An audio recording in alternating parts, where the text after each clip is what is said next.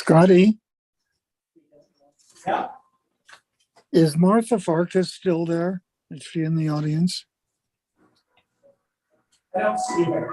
Not yet. Okay.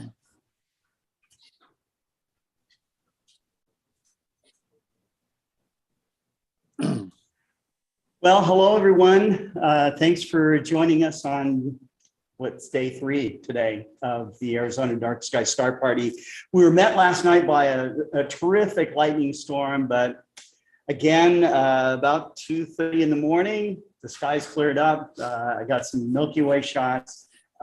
So anyways, I don't know how many of you were up that late, maybe none of you, but it was a great morning and a spectacular sunrise. So, seeing that thin, sliver of a moon rise off the horizon there, or maybe setting the horizon. No, it was rising, actually. That's right. So, and then we had a great birdie walk. And we had a great birding walk starting about 6:30. And I think that Kent Mark's got 14 new birds on his life list. So I'm learning about this too. Anyways, we've had a great time here. Tonight, we will be at various restaurants in the area, including Nona Maria's. We'll be at the Oracle Community Center. This all starts about 6 o'clock. And we'll be at the Patio Cafe and the Ore House, okay, which is a very popular place here in Oracle. But now we're going to get started with some poetry from none other than David Levy. So David, I'm going to switch it over to you. Thank you so very much, Scotty. It is such an honor to be here. I'm going to begin with an announcement. Last night on the way home from the hospice, I talked with my brother-in-law about the fact that I really, really need to get to the star party one night. When we got home, I packed the telescope into the car and it was all ready to go. This morning, my brother-in-law called and said that things had gone very seriously downhill and we needed to come right away, which we did. But Wendy is still alive, and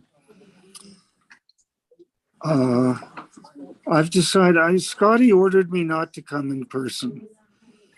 And the reason that he did that, he says, this is sacred time for me to be with family. Sacred time for me to be with the family. Except for one thing. You are part of my family. I have to be with you. Going to visit with my sister and my daughter. Okay, Joni. Yeah. I'll whoever you are, hello, and I'll come tonight to Okay. sleep with. Don't tell anybody today. Thanks. Okay. Anyway,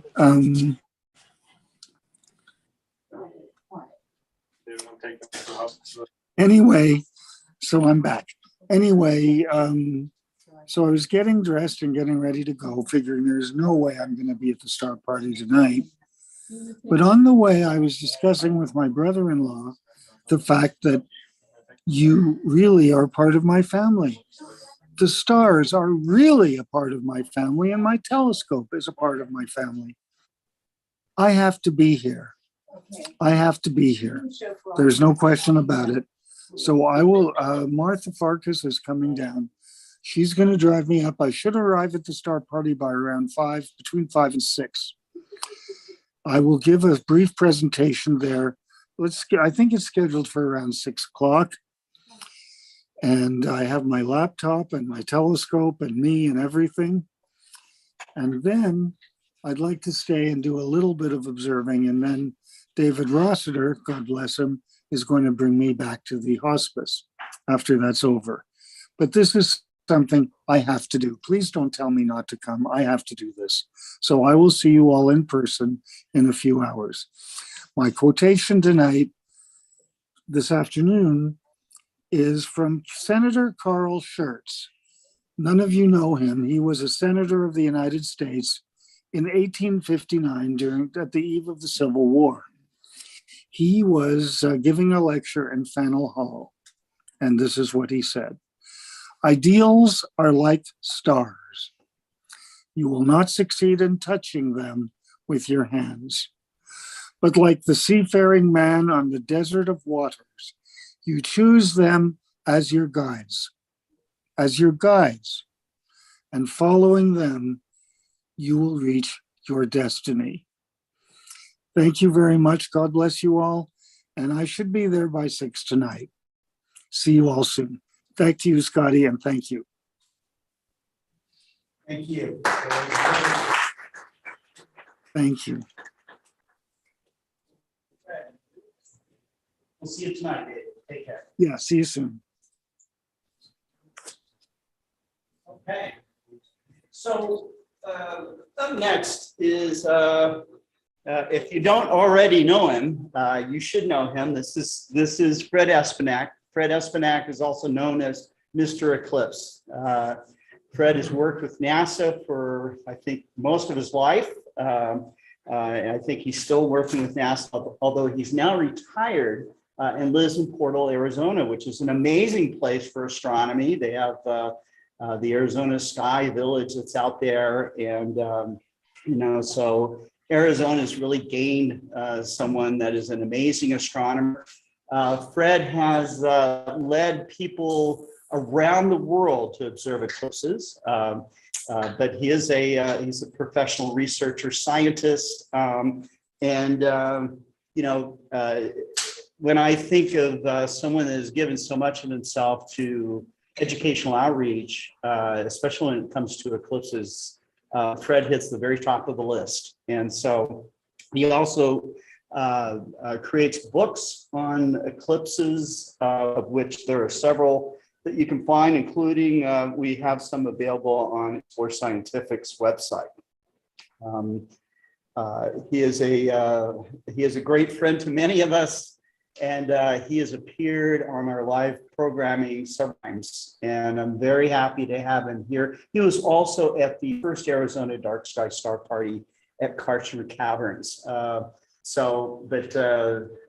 He was on travel. I think that he's just recently gotten back, and he's taking some time to spend with us here at during this event. So thank you, Fred, and we will turn it over to you, man. Thank you. Well, thank you very much. Can you hear me? Yes, sir.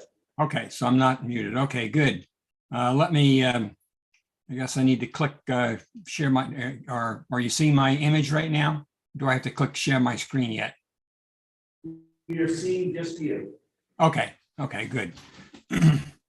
Well, thanks for inviting me. I'm sorry I can't be there in person, but I've been away from Arizona for a couple of months, and I just got back a couple of days ago, and I've just got a huge shopping list of items to take care of here around the house. The weeds are up above the dome. It's been raining so much this summer. We've had a very good monsoon. But I want to talk about eclipses this afternoon. So let me get going here.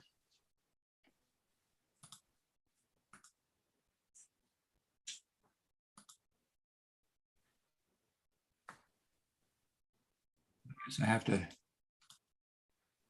tell it to let me share the screen. Hang on a second. Didn't expect this.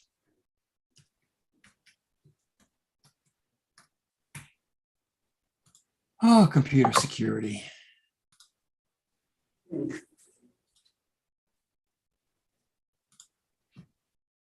Okay, let me try it again. That looks more promising.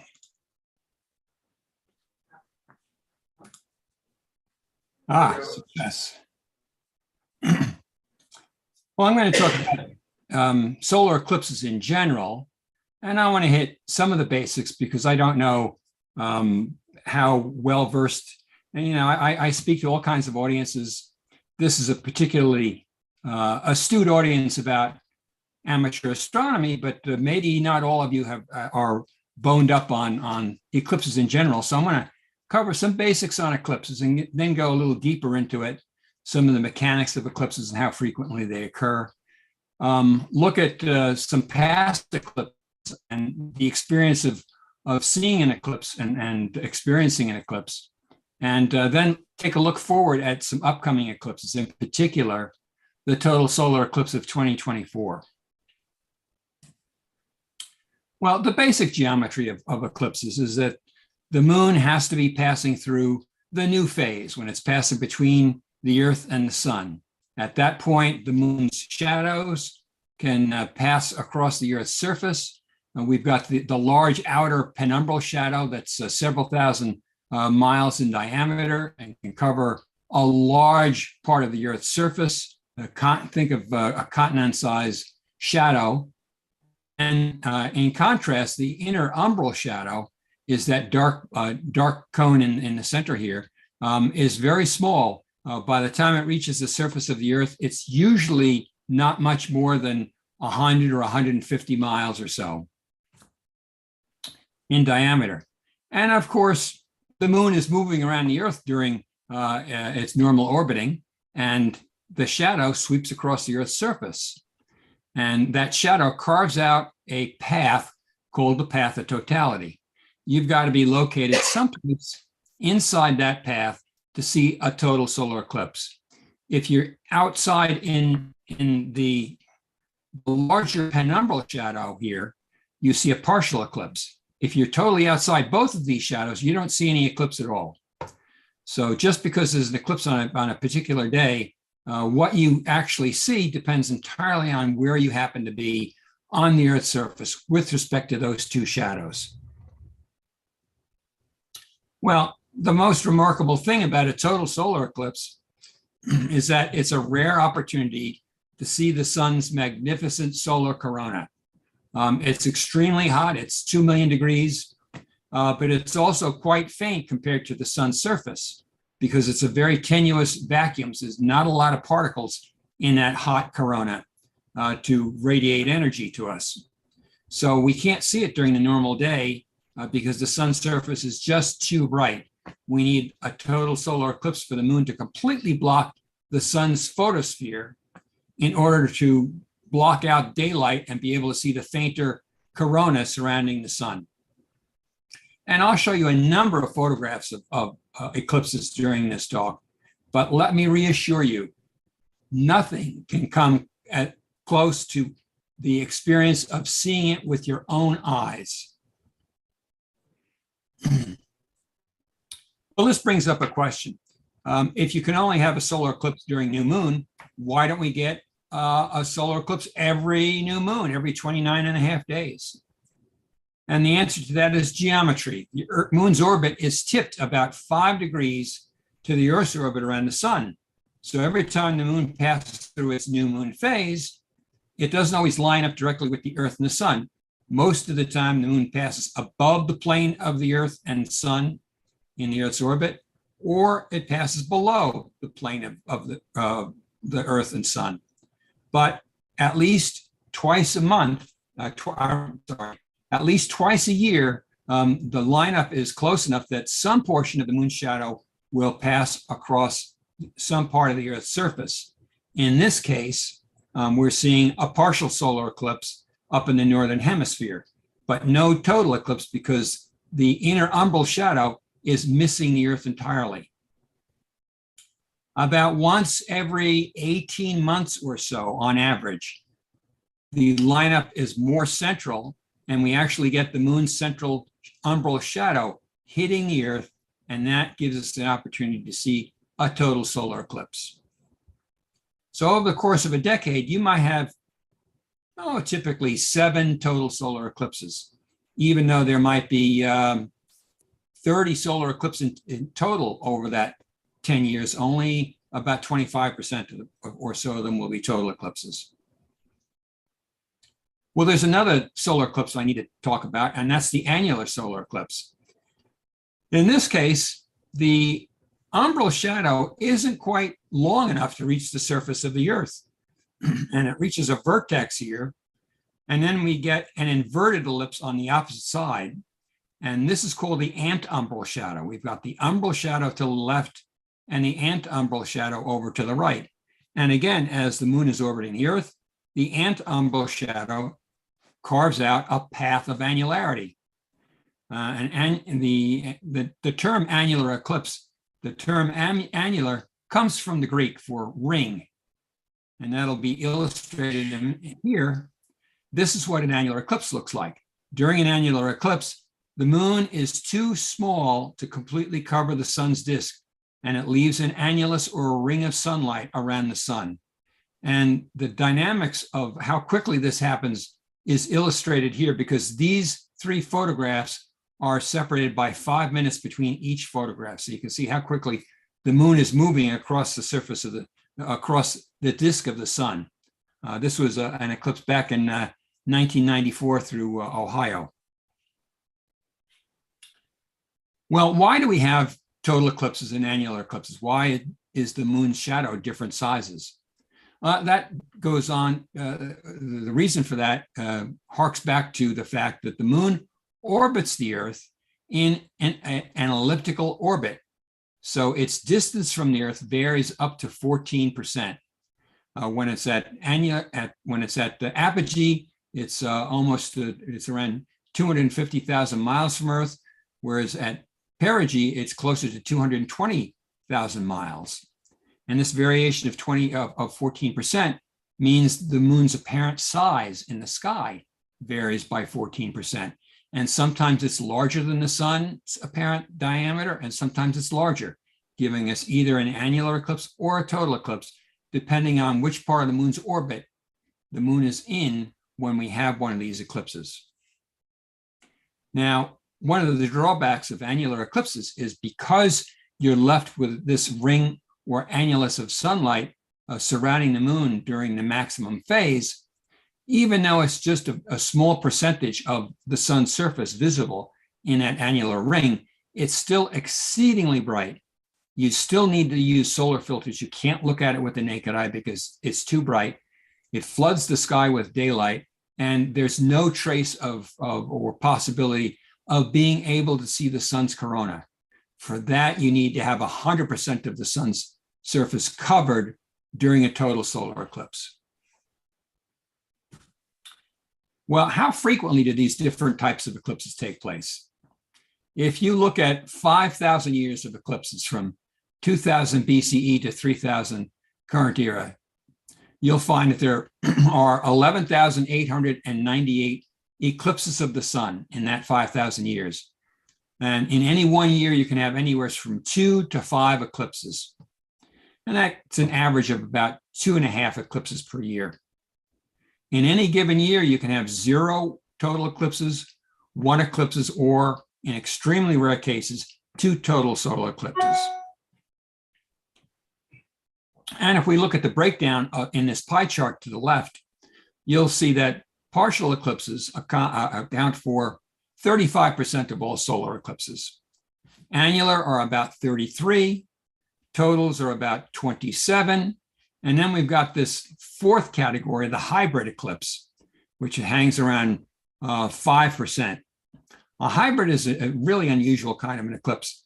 In this case, the moon is just on the borderline between a total eclipse and an annular eclipse, and the actual curvature of the Earth's surface brings different locations on the Earth either into the umbra or into the antumbra.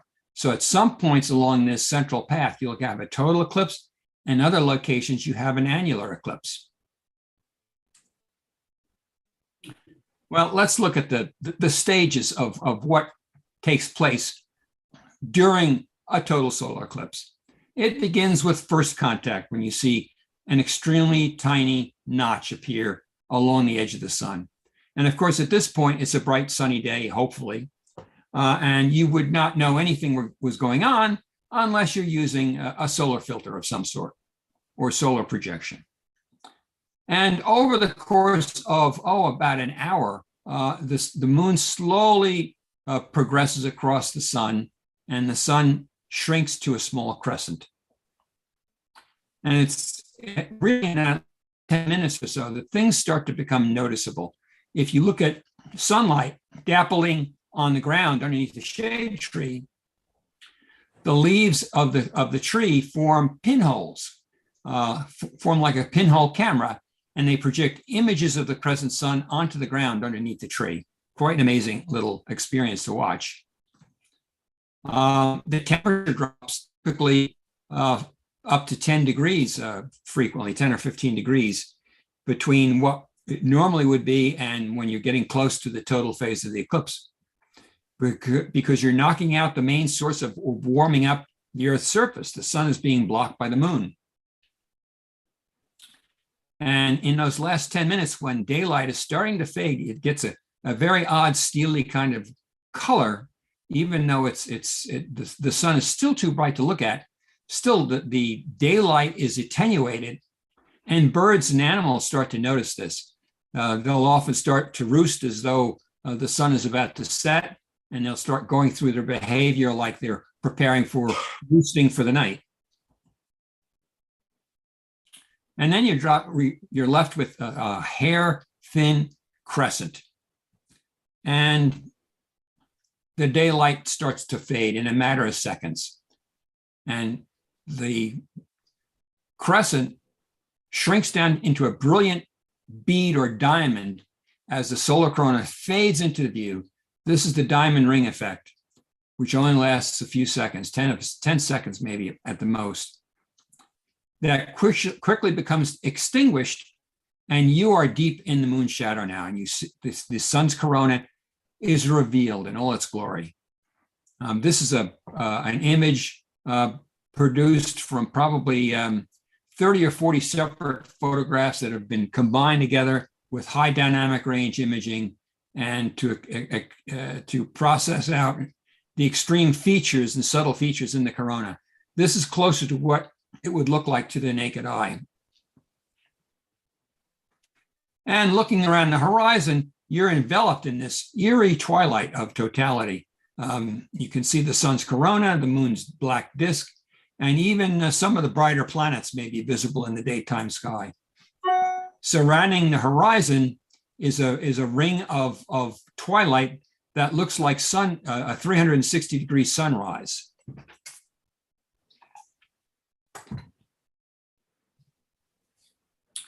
And it seems like as soon as the eclipse begins, as soon as totality begins, it seems to end almost immediately. Whether it's a minute long or 2 minutes long or 3 minutes long, totality just races at such an incredible subjective speed. And the diamond ring reappears along one edge of the moon. The corona fades from view. And it's at this point you turn to your companions and friends and say, when is the next total solar eclipse? Well, my journey on eclipses began, a lifetime ago. In 1970, I was a high school student. There was a total eclipse passing through the eastern seaboard of the US, and I convinced my parents, I had just gotten a driver's license, and I convinced my parents to take the family car on an unchaperoned drive 600 miles south to get into the path of totality in North Carolina. Had spectacular clear sky, even managed to get some snapshots with my little crappy department store refractor telescope. And I thought this was going to be a once in a lifetime chance to see a total solar eclipse. But as soon as totality was over, I realized I had to do this again. I had to see another one. I knew there was one at this point. This was 1970. I knew there was a great eclipse passing through Mexico in 1991, but I didn't want to wait that long. I knew there was another total eclipse passing through Canada 2 years later in 1972. So I traveled up to Canada for that one, went through the Gaspe Peninsula. And unfortunately, on eclipse day, we had rain clouds and thunder clouds move in, and totality was obscured in the clouds. But I pursued, I continued, I traveled to many eclipses since then. This map sort of covers 50 years of eclipses around the world. I've been to 29 total eclipses now, 11 annular and 8 partial. They never get old. And people often ask, well, once you've seen one total eclipse, aren't they all the same? Well, the sun's corona is a dynamic thing. It changes its shape from day to day, from month to month, from year to year. The structures and details are always spectacularly different. They're affected strongly by the sun's sunspot cycle. So during sunspot minimum, you tend to get oval-shaped corona, whereas at sunspot maxima, you get these rays going out in every single direction. Well, let's take a look at one of my expeditions. This was to China in 2008. And this gives you an idea of the kind of equipment I normally take on an eclipse. It's got to be small. It's got to be portable. Everything's got to fit down into 2 suitcases. And all the clothing that I bring along on a trip like that is primarily for padding the equipment. So I usually look a little kind of wrinkled as I swap things in and out of the suitcase to pad everything. So this was a shot, a selfie just at the beginning of Totality. Pat and I have been taking eclipse selfies long before the term selfie became part of the lexicon.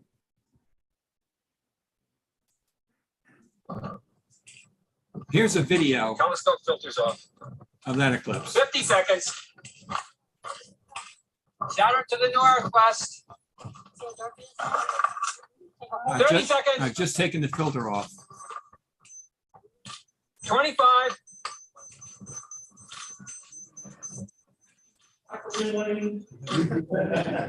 Rana.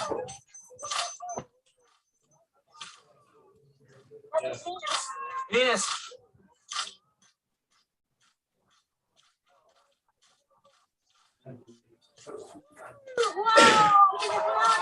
Bailey speeds. Totality.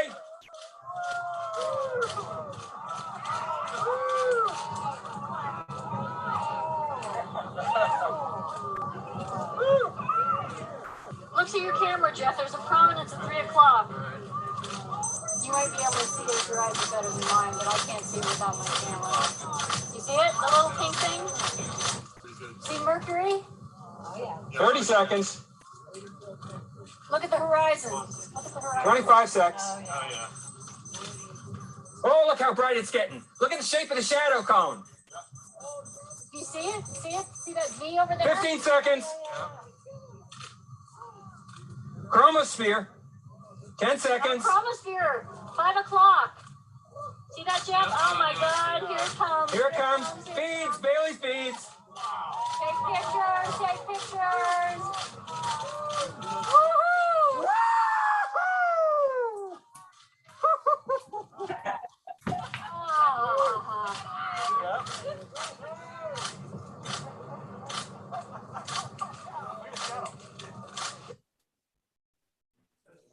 Well, I think the most impressive thing about that video isn't so much the images themselves, but the soundtrack, the excitement in everybody's voice, how animated everybody becomes when a total eclipse is proceeding through the diamond ring and totality in the corona. Well, a recent eclipse that maybe a lot of the audience may be familiar with is the total solar eclipse of August 21st, 2017. Because this was the first total solar eclipse through the 48 states since 1979, a 38-year gap. The path of totality was about 70 miles wide as it crossed over 14 states from Oregon down through South Carolina. The moon's shadow crossed the entire US, 2,500 miles, in only about an hour and a half. So the average speed of it was about 1,700 miles an hour. And millions of people got a chance to see that particular eclipse. I was in Casper, Wyoming, and this time I wasn't limited by the luggage space on an airplane because I took my large Toyota SUV and I filled it with telescopes. On eclipse day, I had 17 cameras set up. And in retrospect, that was too many. It was exhausting trying to get everything coordinated and working together. I think I went to bed about 2 hours after the eclipse once I got things packed into the car. It was a very long day, but a successful day.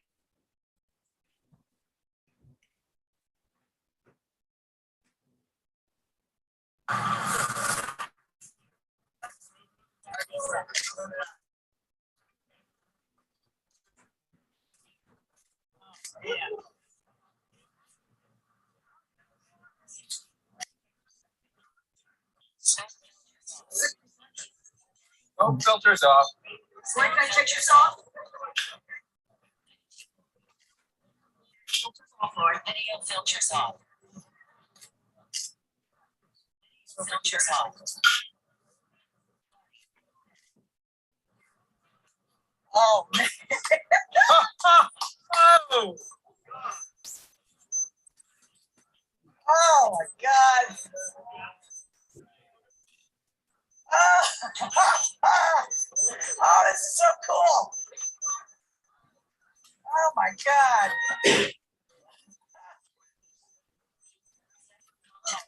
Oh, my God. 11, 10, 9, 8, 7, 6, 5. Our glasses off now? 3, 2. Take our glasses off? Oh, my God. Whoa! Look at that. Oh! Oh, my God. Whoa! I wasn't prepared for this, Fred. Oh, my God. Look at that. Isn't that cool? Oh, my God.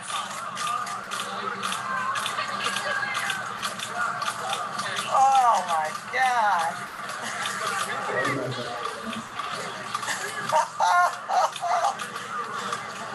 Clouds in there, but it's still beautiful, isn't it? Oh, my God. It's so strange. Oh, look at these. Wow.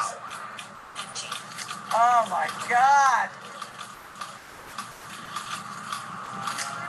Oh. Plus 16.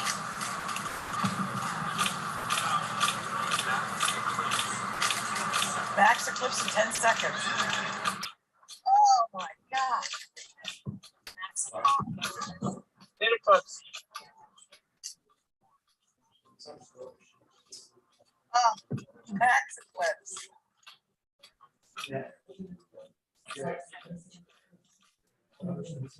See Regulus to the left of the sun.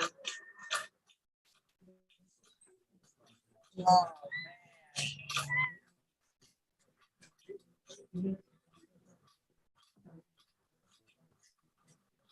50 seconds left. oh man.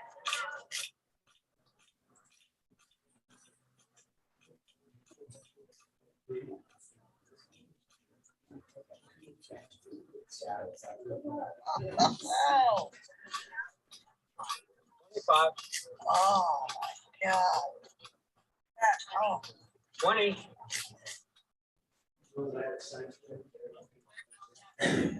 God. 15 seconds. Oh, look at that. 7, 6, 5,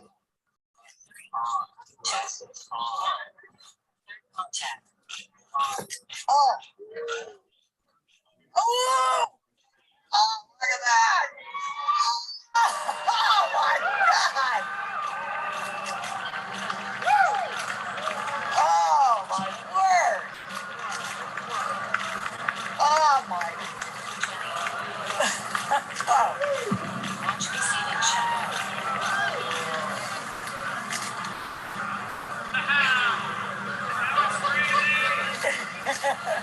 Replace solar filters. Filters on. Oh. Plus 40. Replace solar filters. Okay, that was cool. 15. Watch the shadow bands.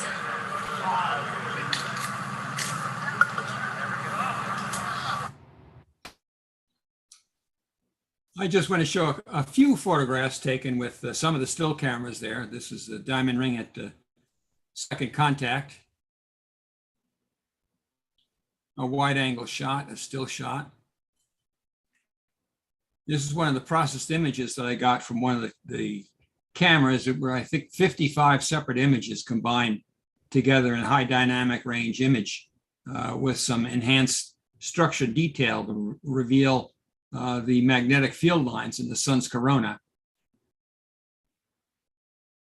And this was an especially unique eclipse for me, this 2017 eclipse, because it allowed me to combine my lifelong passion for dinosaurs with solar eclipses. Because I was set up on the campus of Casper, Wyoming, Casper College, and they had this wonderful bronze statue outside the Geology Museum of this T-Rex. So I just had to set up a camera to photograph T-Rex during totality. And through one of the longer telescopes, one of the refractors, a nice close-up of that prominence on the limb of the sun. This is a video. 25. 20. Third contact, 15 seconds. 15 seconds. 12. 10. You see the chromosphere appearing there at 2 o'clock. 6. 5. 4. 3. 2. 1. Third contact.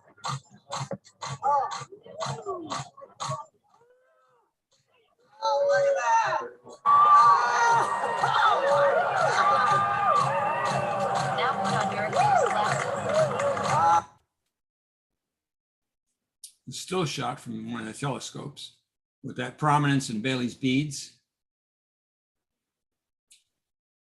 And here's a time lapse of a series of images of Bailey's beads as they form at the end of totality. And a wide angle time lapse with the various phases of the eclipse, including totality. From start to finish.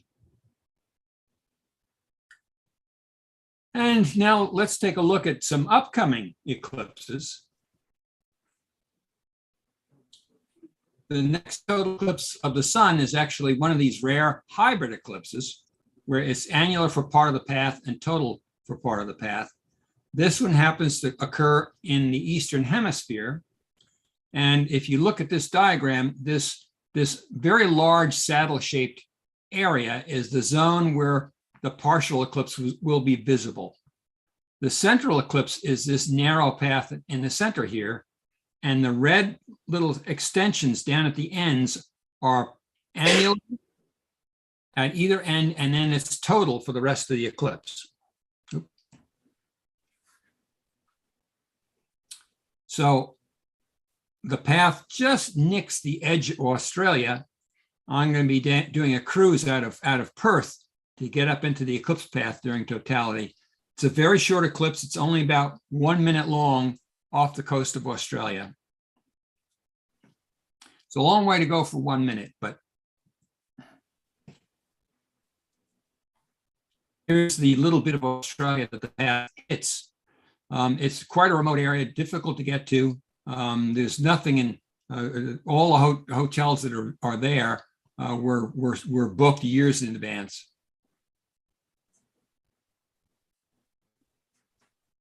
Well, after that, next year, the next eclipse after that, the April 2023 hybrid eclipse is an annular eclipse, but this one passes through the western US. And in fact, it passes through Oregon, parts of Oregon, California, Nevada, Utah, Arizona, New Mexico, and Texas. And it's about a 5 minute long annular eclipse. And I look at this more as an appetizer for the main event 6 months later when we get to total eclipse.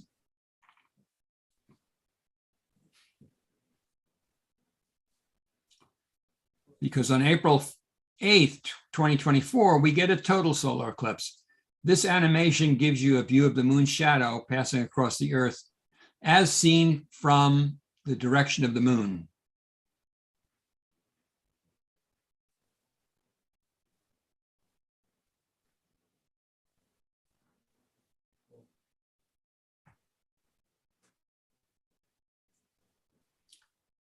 And the path begins out in the South Pacific. First landfall, the eclipse is almost half over already by the time it reaches the coast of Mexico, swings across the southern and eastern US up into New England and up into Canada. Beyond Canada, the path extends into the North Atlantic where it ends. Just for comparison, here's the 2017 total eclipse path, and you'll note that the two of them crisscross here.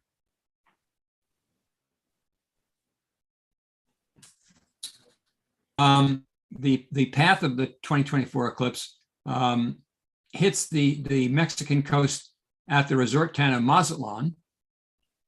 At that point, the duration of totality is almost 4.5 minutes. That's twice as long as the 2017 eclipse. So this is a relatively long total eclipse. A total eclipse can last as much as 7.5 minutes, but there won't be one that long during our lifetimes. You're lucky to catch a 4 or 5 minute total eclipse. Longer than that, they're quite rare. Anyway, it crosses through Mexico and hits the Texas border at the Rio Grande. Duration is still almost 4.5 minutes long. Sun is 69 degrees above the horizon, so it's quite high in the sky.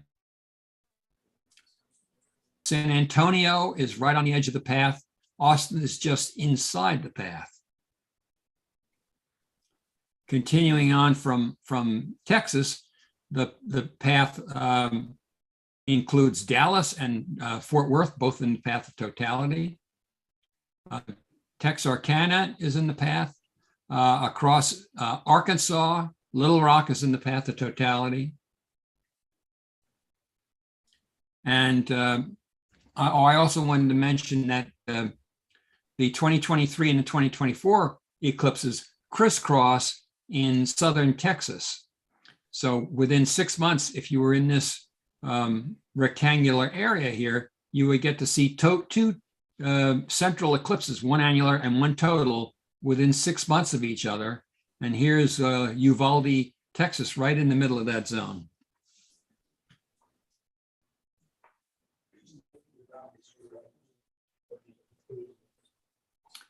Continuing on into central U.S., Midwest, the path crosses Missouri, southern Illinois, southern Indiana. Indianapolis is in the path of totality. Up into Ohio, the Toledo is right on the edge of the path. Akron, Ohio is in the path. Cleveland is in the path. Lake Erie, then the path straddles the US Canada border. It just misses Toronto, just misses Toronto. Toronto will get like a 99% partial eclipse. But Buffalo and the Niagara Falls are near the central path of the eclipse. Up through upstate New York, Montreal is inside the path near the northern limit. Northern Vermont and New Hampshire and the northern half of Maine is in the path of totality. At this point, the duration is dropping. It's down to about 3.5 minutes, and the sun is getting lower in the sky. Finally, into Canada, again, after leaving Maine, the province of New Brunswick is in the path. Prince Edward Island, the path just grazes the northeastern tip of Nova Scotia. And then the path crosses Newfoundland, where it's the last major landfall before continuing out to the Atlantic and ending. What about the weather? That's the real question.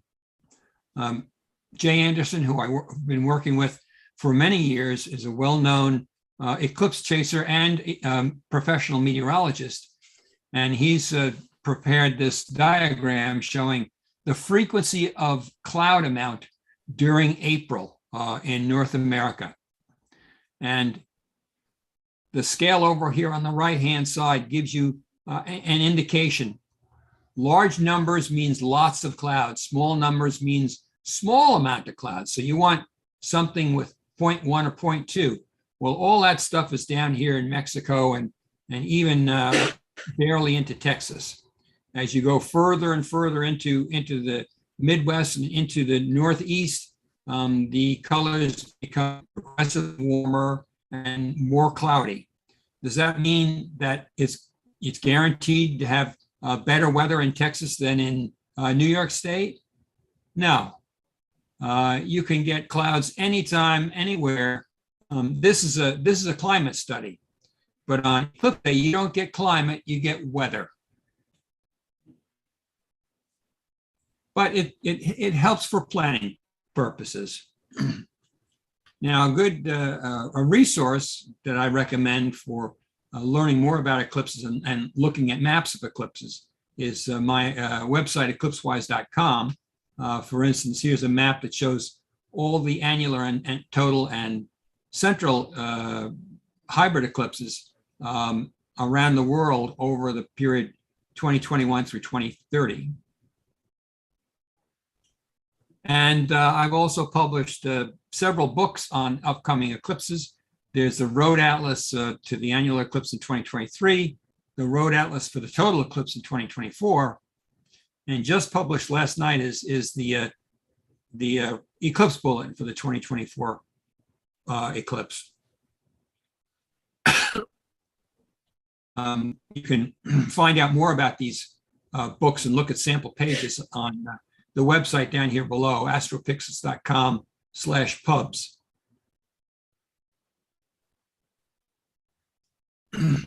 If you decide you're too busy to get to the 2024 eclipse, this map gives you the path of every annular eclipse, which is shown in yellow, and every total eclipse, which is shown in blue, through North America from 2001 to 2050.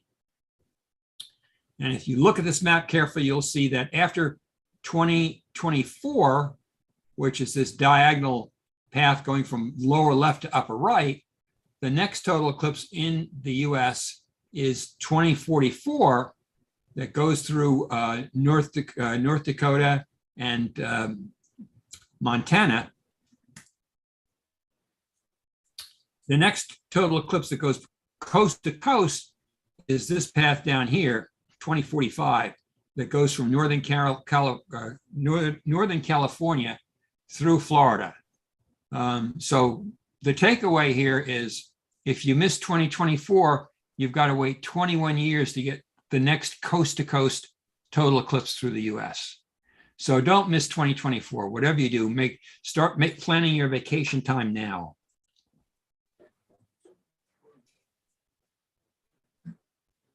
A total eclipse of the sun is simply the most awe-inspiring sight in all of nature. And once you've seen it, it's something never to be forgotten. And it's something you'll tell your grandchildren about. And with that, I'll open the floor up to questions. Thank you very much.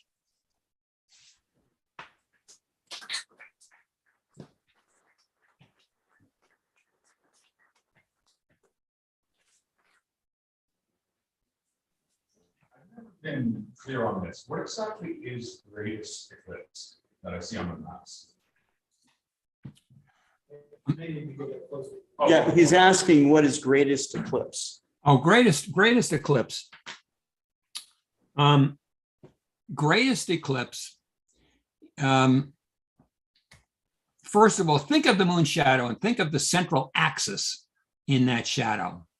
And then think of the Earth as a sphere. The instant of greatest eclipse is when the axis of the moon shadow passes closest to the center of the Earth. If the Earth were a hollow sphere and that shadow bisected the Earth. The instant of greatest eclipse is when the axis of that shadow passes closest to the center of the Earth. Now, you might think that would mean that would correspond to the instant when the eclipse duration of totality is the absolute maximum longest it could possibly be. And that's approximately true, but it's not exact, because you've got the fact is the Earth is not a perfect sphere, and the Earth is rotating underneath this shadow, and these all tweak that number a little bit and move it around. But the point of greatest duration is usually nearby. So it's easier to calculate the point of greatest eclipse because it's very geometrically determined. The instant when that axis passes closer to the center of the sun. And that's why it's often used on maps to indicate that information. Okay, Mike, you want to? Hi, Fred. Glad you're with us today. This is Mike Wiesner, an Oracle resident. Ah, hi. So How you during doing, the- Mark? Mike? So during the 2017 eclipse, I was in Kentucky with Sky and Telescope. But during as totality approached, I decided to be very, very conservative with my digital camera sensor. So I missed getting diamond ring Bailey's beads. I was watching your videos and noticing that somewhere around the 10 second prior to totality beginning, and then about 10 to 15 seconds after it was over, you were imaging without a filter. That kind of personally just kind of made me nervous back then in 2017. What kind of time frame do you recommend for pulling the filter off and putting it back on when you're imaging? 15 seconds is fine. I've done as many as 30 seconds before totality or after totality. And I haven't burned a hole through any of my cameras yet. Thank you.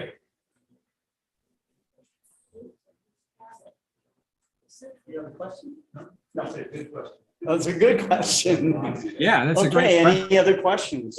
Now, I want to point out that when Okay. you're doing that, Mike, when you're doing that, you of course, you shouldn't be viewing through any optical devices. It's one thing to shoot through a digital camera and let the camera take the brunt of the sunlight going through, but you don't want to be looking through binoculars or any kind of a spotting scope or something when the sun is uncovered like that. You could still a glance with the naked eye. I've done that to see the diamond ring with the naked eye, but any kind of ophthalmologist will tell you don't do that either. But I've been doing it for 50 years now, and I'm not blind yet. Okay, I'm Lorraine. I'm Mike's wife. Anyway, Hi. I'm going to be inside cruises for the Indian Ocean eclipse. Okay. And was wondering if you are traveling with them or some other group. I'll see you aboard. Oh, okay. You and me and 2,000 other people. You have another question? Yeah. Hey again, my name is Matthew. I'm from Santa Clara, California. I was at the here Arizona Star Party, but my other question is it helpful at all, and to what degree, to climb a mountain? Because I figure you should be deeper in the umbra at that point, right? Or just go high up. It technically it's true, but it's really insignificant. The amount of depth into the umbra. What's more important in terms of climbing the mountain is you're getting up above a lot of atmosphere and potentially a lot of cloud, but a lot of atmosphere. That's much more helpful. That's a much bigger effect than getting any deeper into the umbra. I mean, without doing any calculations, it's going to be a tiny fraction of a second longer because you're on a mountain. All right. But the effects of getting above the atmosphere is useful. Thank you.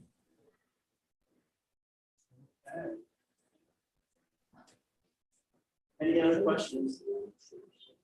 No? All right. Well, Fred, thank you so much for being a big part of the Arizona Dark Sky Star Party.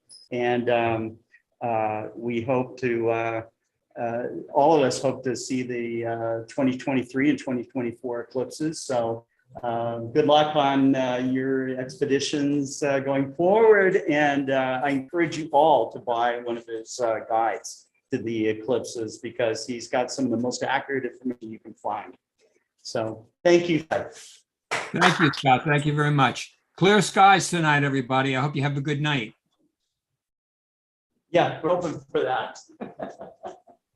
Take care. Take care. Bye-bye.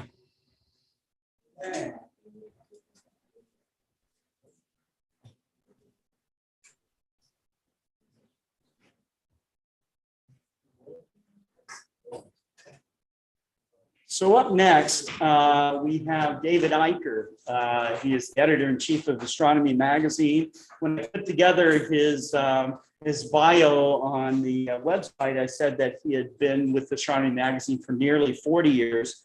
I was with him in Yerevan, Armenia, just before we did this event, and we celebrated his 40th anniversary in Yerevan. So that was a lot of fun, and we're both still catching our breath from this amazing event. But David wanted to do this event as well, and so we're very happy to have him. David has been involved in making magazines for astronomy for much longer than 40 years. I think as a teenager, he had his Deep Sky magazine, went on to Astronomy magazine, I think almost every job that there is to be done at Astronomy, and has been the leader of Astronomy magazine for quite a long time. He was also recently named president of the board for StarMist. And if you have not considered going to StarMist in the past, you should go to the next one, which will probably be in a couple of years. It was really an amazing event. I'm still trying to process what StarMist was all about. And so, but on any account, David, I'm going to turn the floor over to you. Thank you again for being a part of this. And I'll give you the stage. Thank you very much, Scott. And I feel like we were just together just moments ago, but we're back, and I hope that you're not waking up at 3 a.m. every morning now, and that you've adjusted a bit back to the United States. Can you hear me okay? Yes. Okay, good. Well, today, rather than talking about StarMist, I just got the StarMist story together. So if you're curious about that, you can see it on astronomy.com. It was just posted today. But today I thought I would talk here a little bit about a favorite subject, galaxies. And so I will share my screen if I can do that. And I will see if I can start a presentation. And then we can look at a few galaxies. And then I'll talk a little bit about them. Can you see the beautiful M81? Yes. Good. We have not been let down by technology. Well, going back a long way, as Scott said, when I was a teenager, there was a wonderful book that I was really in love with when I was getting interested in observing so-called deep sky objects, and it was called Galaxies by Tim Ferriss. Some of you might know this book, and it was a beautiful oversized book, and it had incredible 3D diagrams of the local group of galaxies and distant clusters of galaxies and all sorts of nebulae and clusters and things within our galaxy. And that I thought was just a wonderful book, and I thought someday I'd love to write a book about galaxies.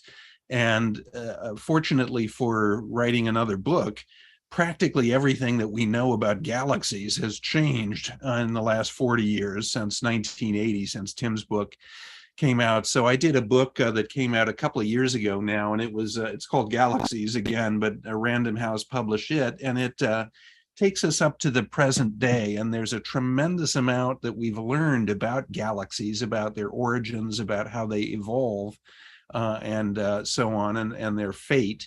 Ultimately in the last decade or 10 or 15 years. So there's a lot of current research that has gone on in this field, and I'd like to share a little bit of that today.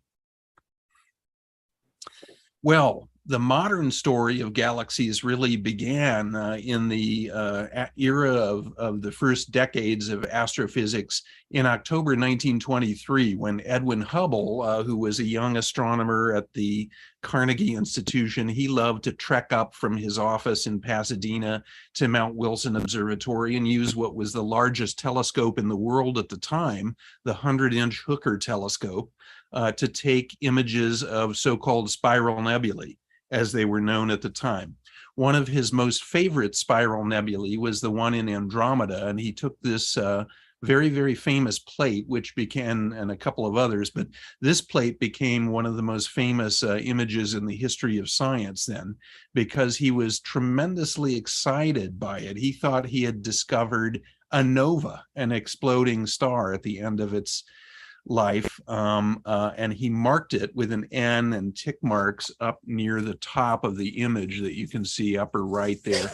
He took it down to his office in Pasadena and studied earlier observations and observations from other observatories, and just about fell out of his chair there because he saw that it was not indeed a nova, but that it was a Cepheid variable star that varies in a very particular way, named after the prototype in the constellation Cepheus Delta Cephei. But it was extraordinarily faint compared to the Cepheid variables that he was familiar with. But the signature of the variability was clear. And because the absolute brightness of these stars was well known even at the time, he could use it as a gauge of distance. So Hubble thought that this spiral nebula and the associated star that it was in was all of 1 million light years away, he calculated. That was 3 times the size of the universe that anyone imagined at the time in 1923. We now know that he was conservative, actually, in his estimate, and that the Andromeda Galaxy, as it came to be known, is 2.5 million light years away. So in a very early time, and you have to consider that Los Angeles was a primitive, sort of unusual place for science at that time. There were about 1 million people in Los Angeles in that era. At Caltech, Robert Millikan had just won the Nobel Prize in physics for measuring the charge carried by an electron. Across town, Amelia Earhart was taking flying lessons, and a young cartoonist, Walt Disney, arrived in town with $40 in his pocket. So it was a very frontier town at that time.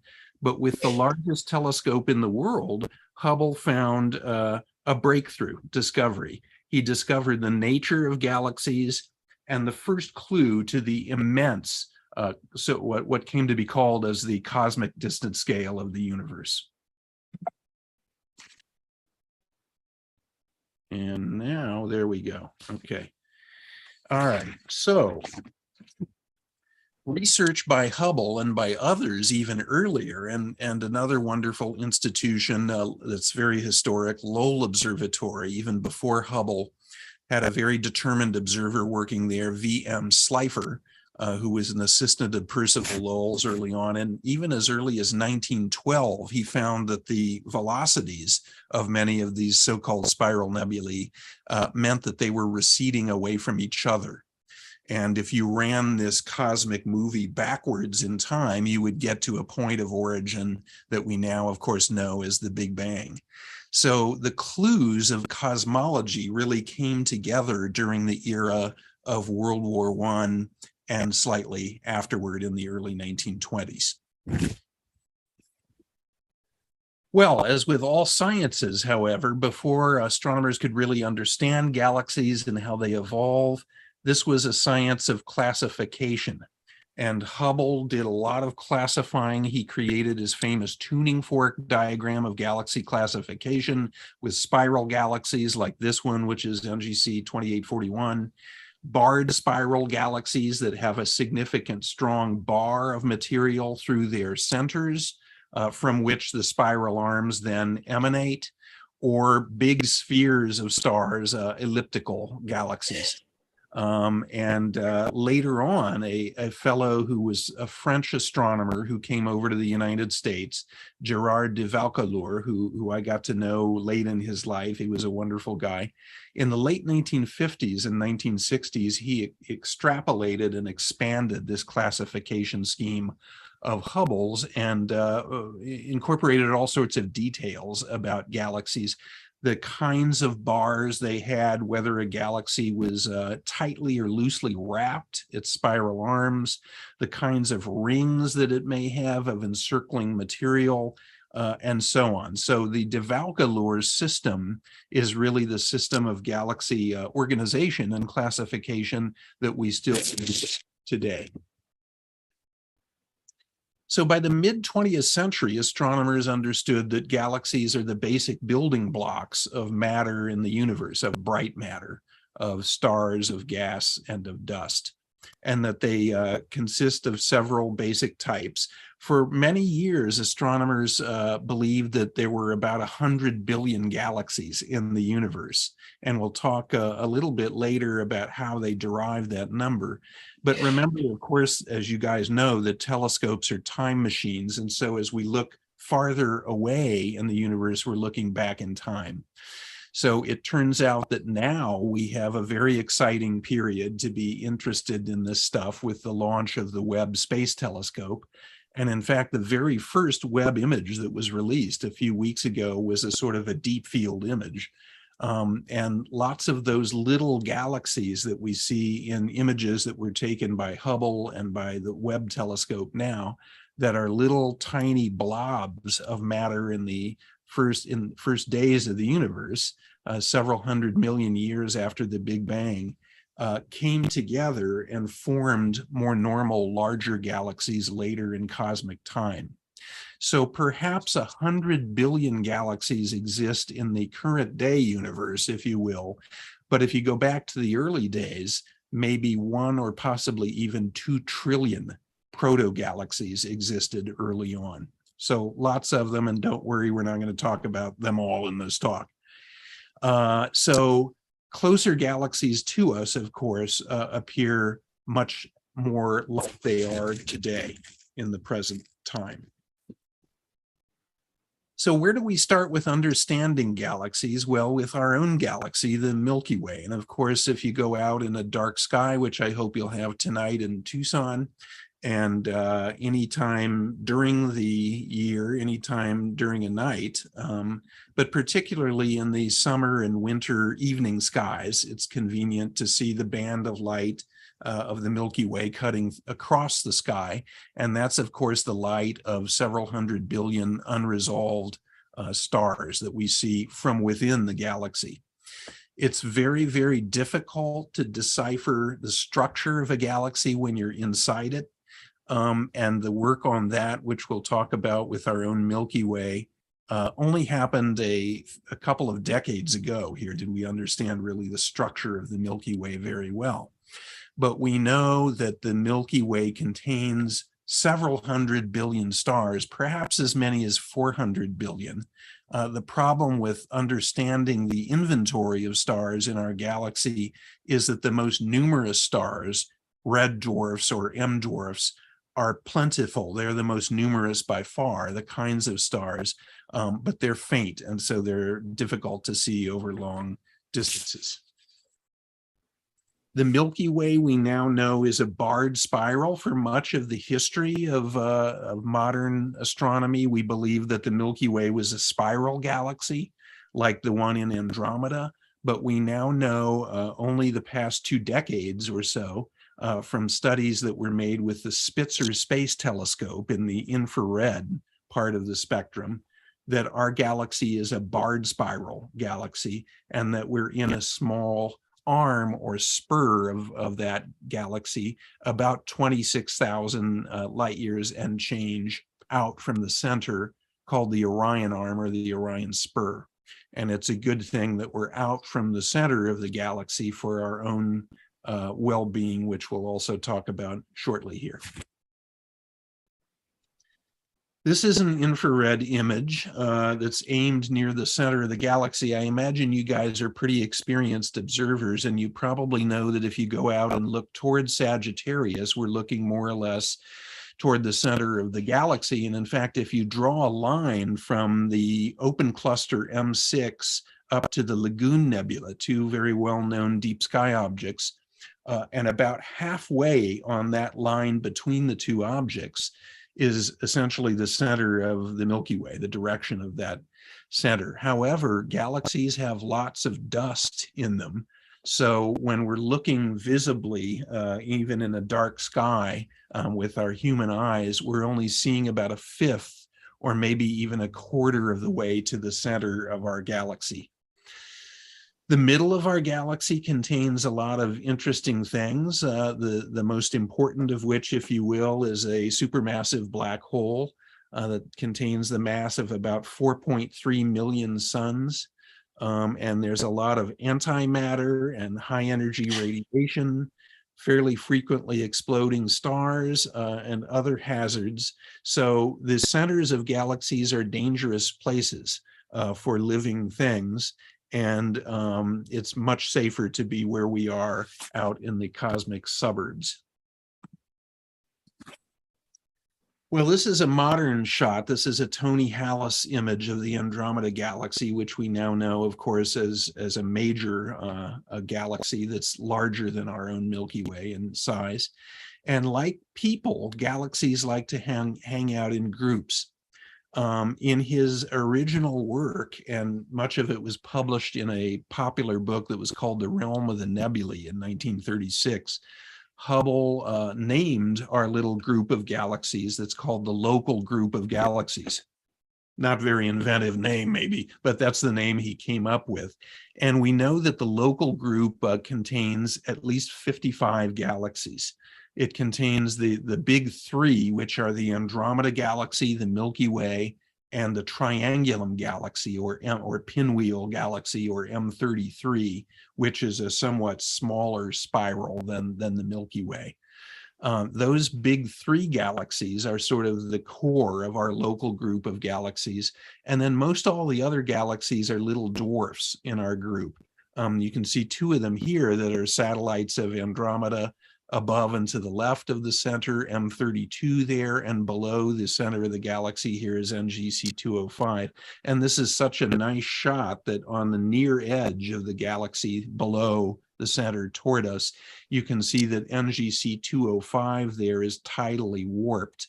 You can see the envelope of stuff around it is kinked, if you will, and that's because of the gravitational tidal interaction of the large galaxy. And so what happens with galaxies like this? Well, we'll get to that as well. And the not terribly nice answer to that is that large galaxies grow often by eating the smaller ones and incorporating them. And that's how we built up the galaxies that we know of today. This is the Triangulum Galaxy, which you may well have observed lots of times too. It's a big and bright galaxy, but because of its orientation and its physical nature, it has a sort of a low surface brightness. So it's little bits of it appear sort of dim in our backyard telescopes compared to some galaxies, even though its overall brightness is pretty high. It's famous for having lots and lots of star-forming regions, and you can see those as pink clouds here, which are sometimes called H2 regions. These are big nebulae that are forming new clusters of stars very, very slowly. And the one that's above and right of the center of this galaxy here has its own NGC number. It's NGC 604, and it's one of the largest star-forming regions known. Something that is very unusual about the Triangulum Galaxy is that it does not have a central supermassive black hole. Most large galaxies have a central supermassive black hole. That's something that the Hubble Space Telescope told astronomers beginning in the early 1990s, but not all of them. M33 doesn't have one. And dwarf galaxies generally are too small to have a central supermassive black hole. Well, as we mentioned, most galaxies are moving away from each other in space. The universal expansion of the cosmos is happening, and it's even accelerating over time, as we've learned in recent decades. But gravity is working on smaller scales as well. And so fortunately for observers of deep sky objects, there are lots of good interacting galaxies visible in the sky. This is one of them here, the Antennae Galaxies in Corvus. But local motions and gravity can pull things together. And this is a galactic merger that is in its early stages here. Eventually, these two galaxies will form one big, somewhat disorganized mass. And they'll lose the disk structure that they had. And these tidal tails that we see going out from the galaxies will dissipate. This is another interacting galaxy pair that's farther on down the road. This is NGC 2623. And there are lessons here in this because, as we mentioned, most galaxies are moving away from each other. but there's a famous astronomer who's a bit of a rascal, and he likes to provoke people with unusual ideas recently. But he's the chair of the astronomy department at Harvard, and his name is Avi Loeb. And he did a study about a decade ago showing that the velocity of the Andromeda Galaxy, which is coming toward us, will eventually lead to a merger of Andromeda and of the Milky Way. This is going to be long after life is gone on Earth. So we won't see these kind of fireworks, celestial fireworks. But about 5 billion years or so from now, the Andromeda Galaxy and the Milky Way will come together and merge and form a galaxy that he has dubbed Milkomeda. As we move farther out into the universe, we see larger groups of galaxies. This is the core of the Virgo cluster of galaxies, which, as you may well know, in the springtime evening sky gives us lots of good galaxies to look at with small telescopes. The Virgo cluster contains about 1,300 galaxies. It's the nearest large cluster of galaxies to us in the universe, and its center, its gravitational center, is about 54 million light years away. So the local group, which I mentioned, has a diameter, our own little group of galaxies has a diameter of 10 million light years. So the center of this cluster is 5 times farther away than that.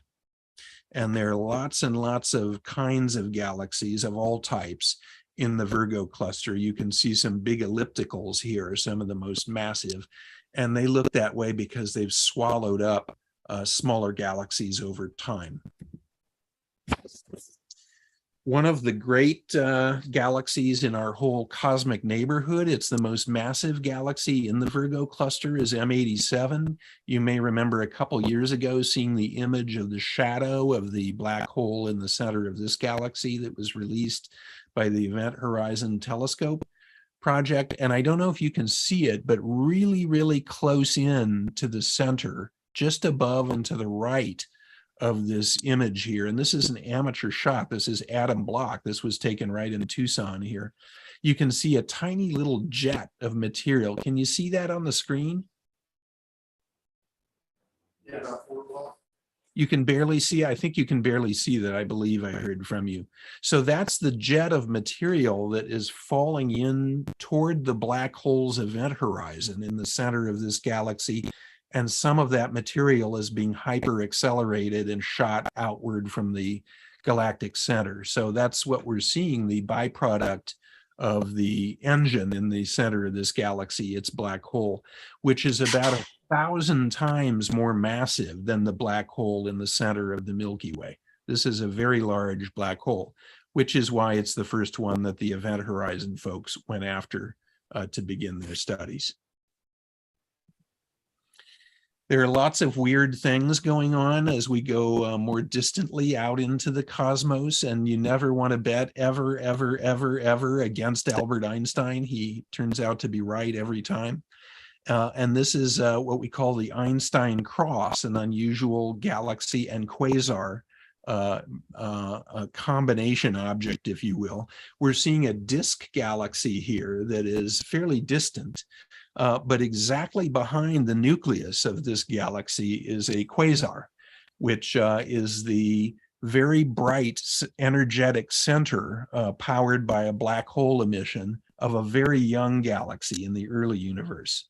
And sadly, just 2 days ago now, we lost the founder of quasar science, if you will, Martin Schmidt, who was at Caltech for many, many years, and he discovered quasars. He died the day before yesterday, sadly.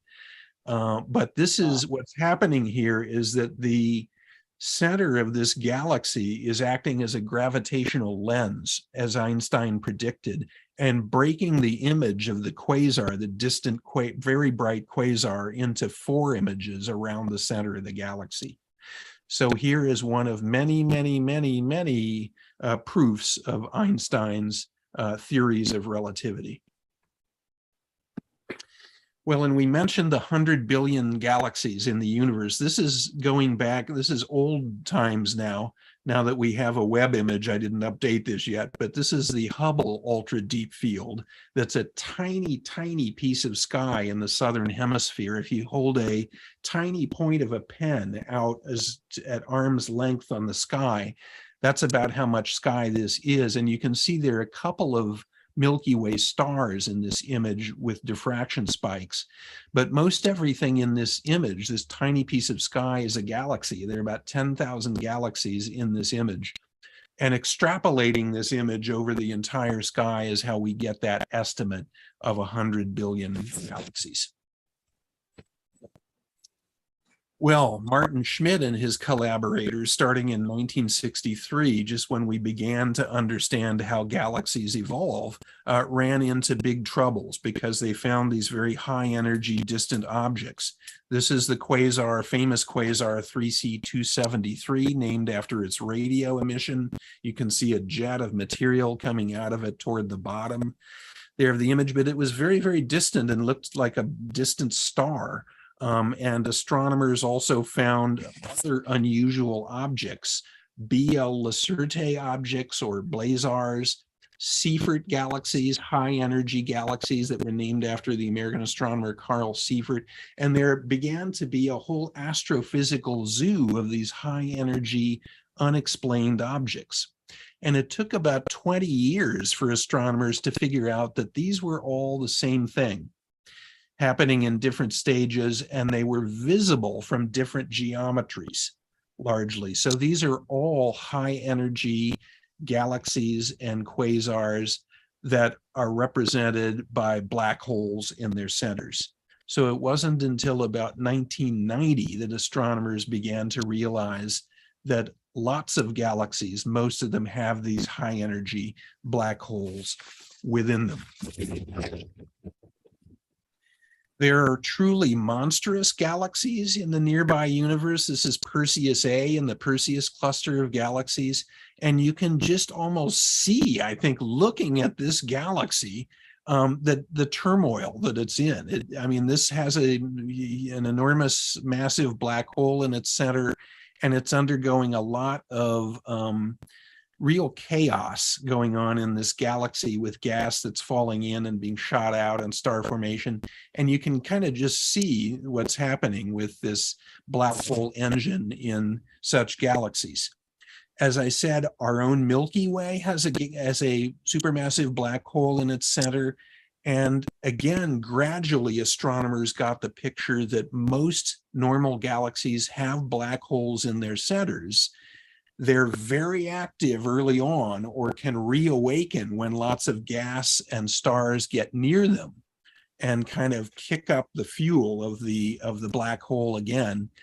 But in normal galaxies like the Milky Way and Andromeda and most others, they run out of material to pull into the event horizon of the black hole there, and they go into a quiescent phase, and they're essentially sleeping unless more material happens to fall into that event horizon, and then they can awaken once again. So they can be sort of like episodes of cosmic flu that happen once in a great while later on in the lives of galaxies.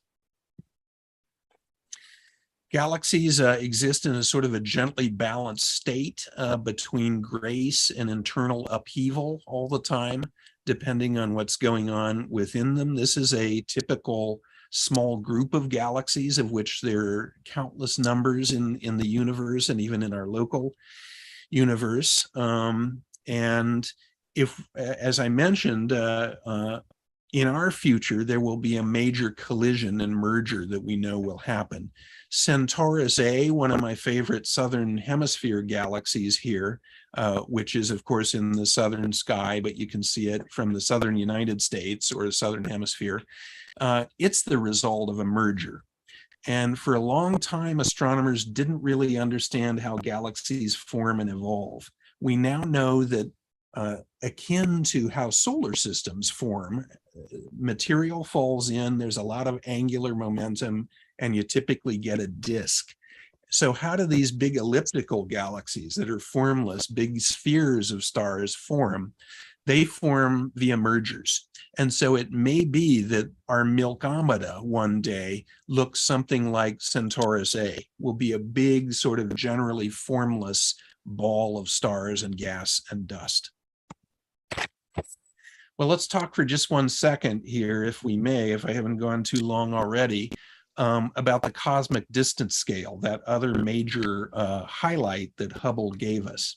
Let's think about it for one moment, because we love science fiction, we love observing, we love talking about, you know, black holes and travel around the universe and this and that. And we sometimes fail, even as experienced astronomy enthusiasts, to realize and remember how large the universe is.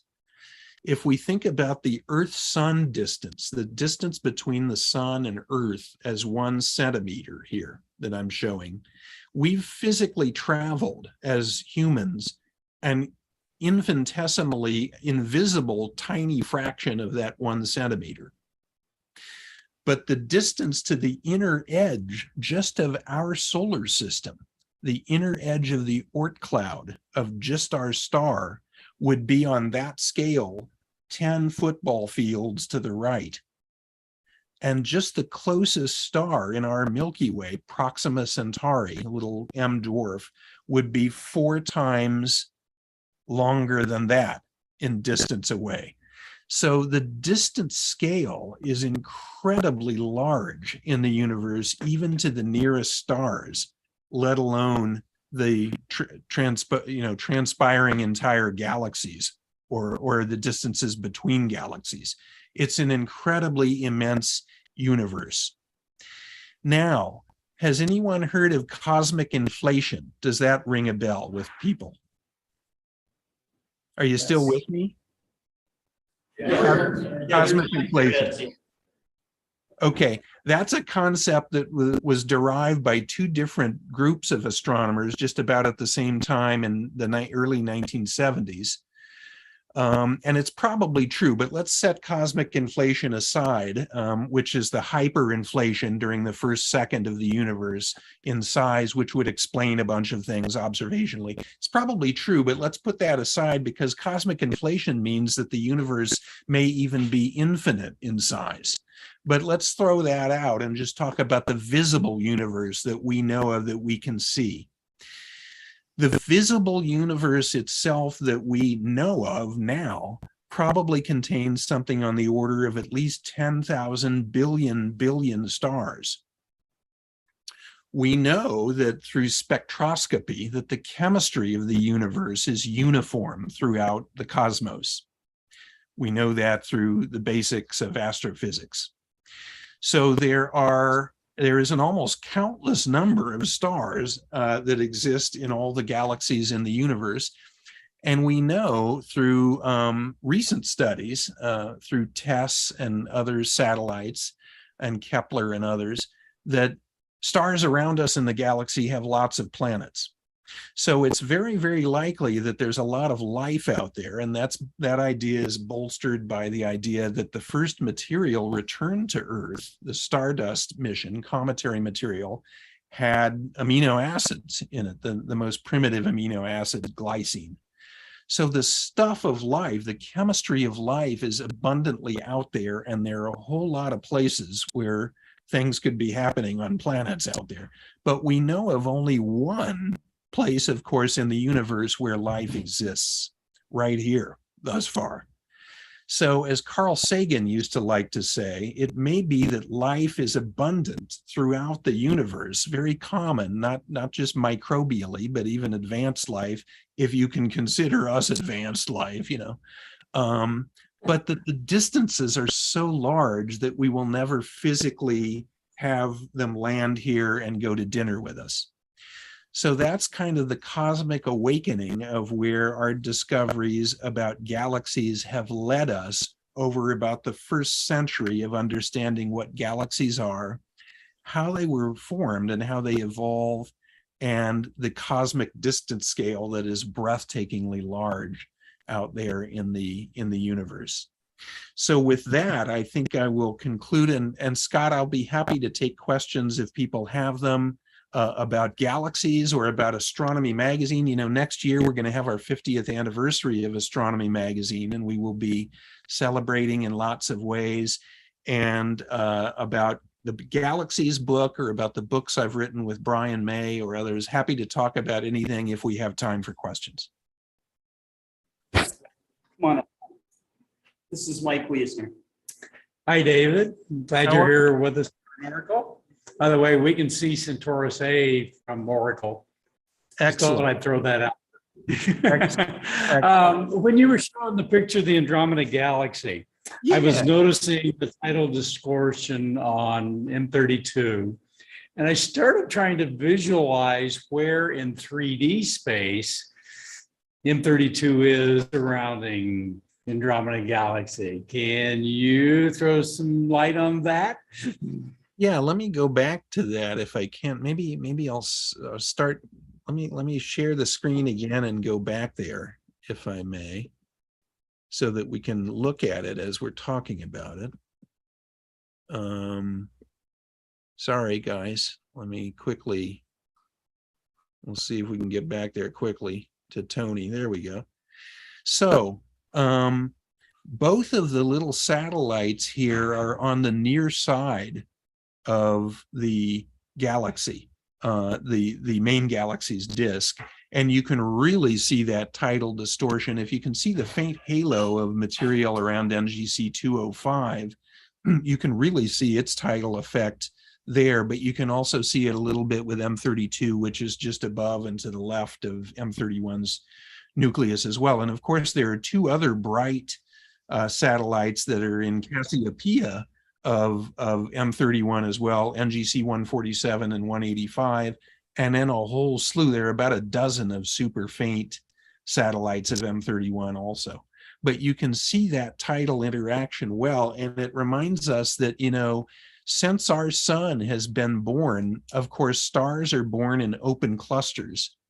So you might ask, well, why do we have a single sun in our sky then, you know, and what happened to the open cluster that we were born in? And we have undergone the same effect that we're seeing here of the galaxies orbiting M31's center and being tidally warped by the gravity of M31's nucleus. We've orbited the Milky Way about 22 times since the sun turned on its nuclear fusion. And that tidal effect in our galaxy where we are has scattered the open star cluster so that we have only a single sun now.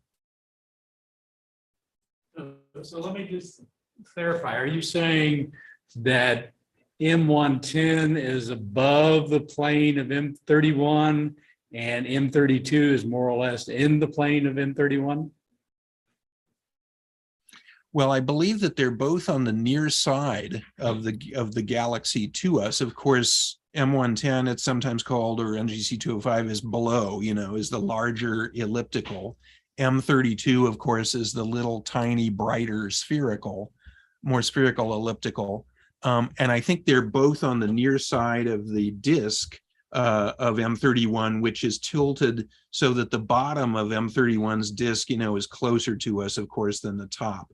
And we can see that in the detail of the dust lane there, you know, that's closest to us. Thank you. No.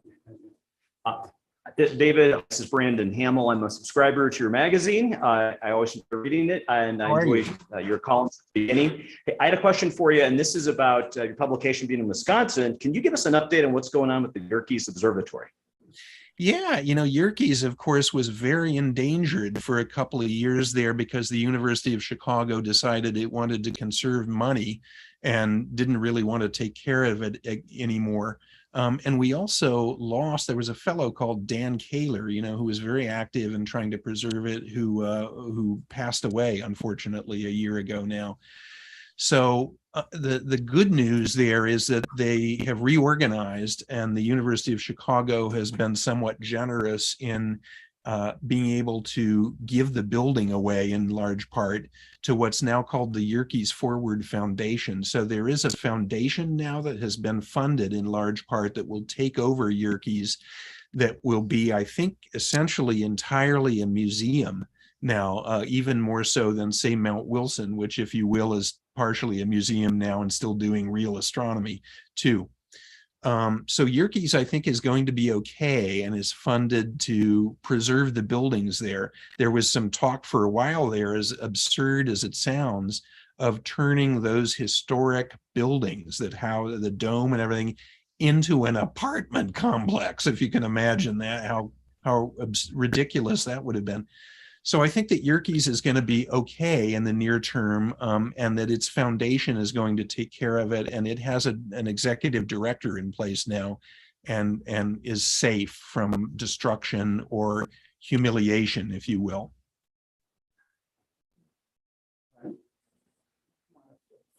Just a quick note on this memorial service. Yeah. Hi, I'm wondering what I guess what you know about the mechanisms of spiral arm formation in these, or bar formation in these spiral or barred spiral galaxies. The mechanisms of spiral arm formation and barred spiral arm formation, and that's a good question. And that's one of the things that there has not been a lot known about until fairly recently. And it's not only the formation of spiral arms, which is fairly understandable in terms of material gravitationally coming together and then accelerating by angular momentum and forming a disk. And as I mentioned, essentially analogously to how stars form and the planetary disks around them. But real problems arose in the minds of extragalactic astronomers about how you preserve spiral arms, and particularly how you preserve barred spiral arms over long periods of time. That's still not really well understood. If you get a spiral galaxy going and it's rotating, well, how do you preserve that over the disk of our galaxy, of the Milky Way galaxy, is believed to be about 9 billion years old. That's a long time, so how do you preserve that? and you can read about it. It's fairly complex computer modeling that involves so-called density waves, that preserve the structure of the spiral arms or the barred spirals, creating the arms. And it's not very well understood still. But the basic belief is that you can form these fairly straightforwardly, but preserve them by these artifacts of physics called density waves. But again, that's not very well known. And it reminds me of lectures on galaxies that a great astronomer friend called Jay Gallagher used to give, in which the first thing he said was, if you think that astronomers know everything about how the universe works, you're wrong, So that there still needs to be a lot of work on how galaxies continue to exist in those forms over long cosmic time intervals. Fair enough. Thank you. Hi, I was an early adopter of Astronomy magazine back in 1973. And well, thank you. You're a good man. It was very instrumental in inspiring in astronomy as an amateur. The question that I have is that maybe I missed the report along the way.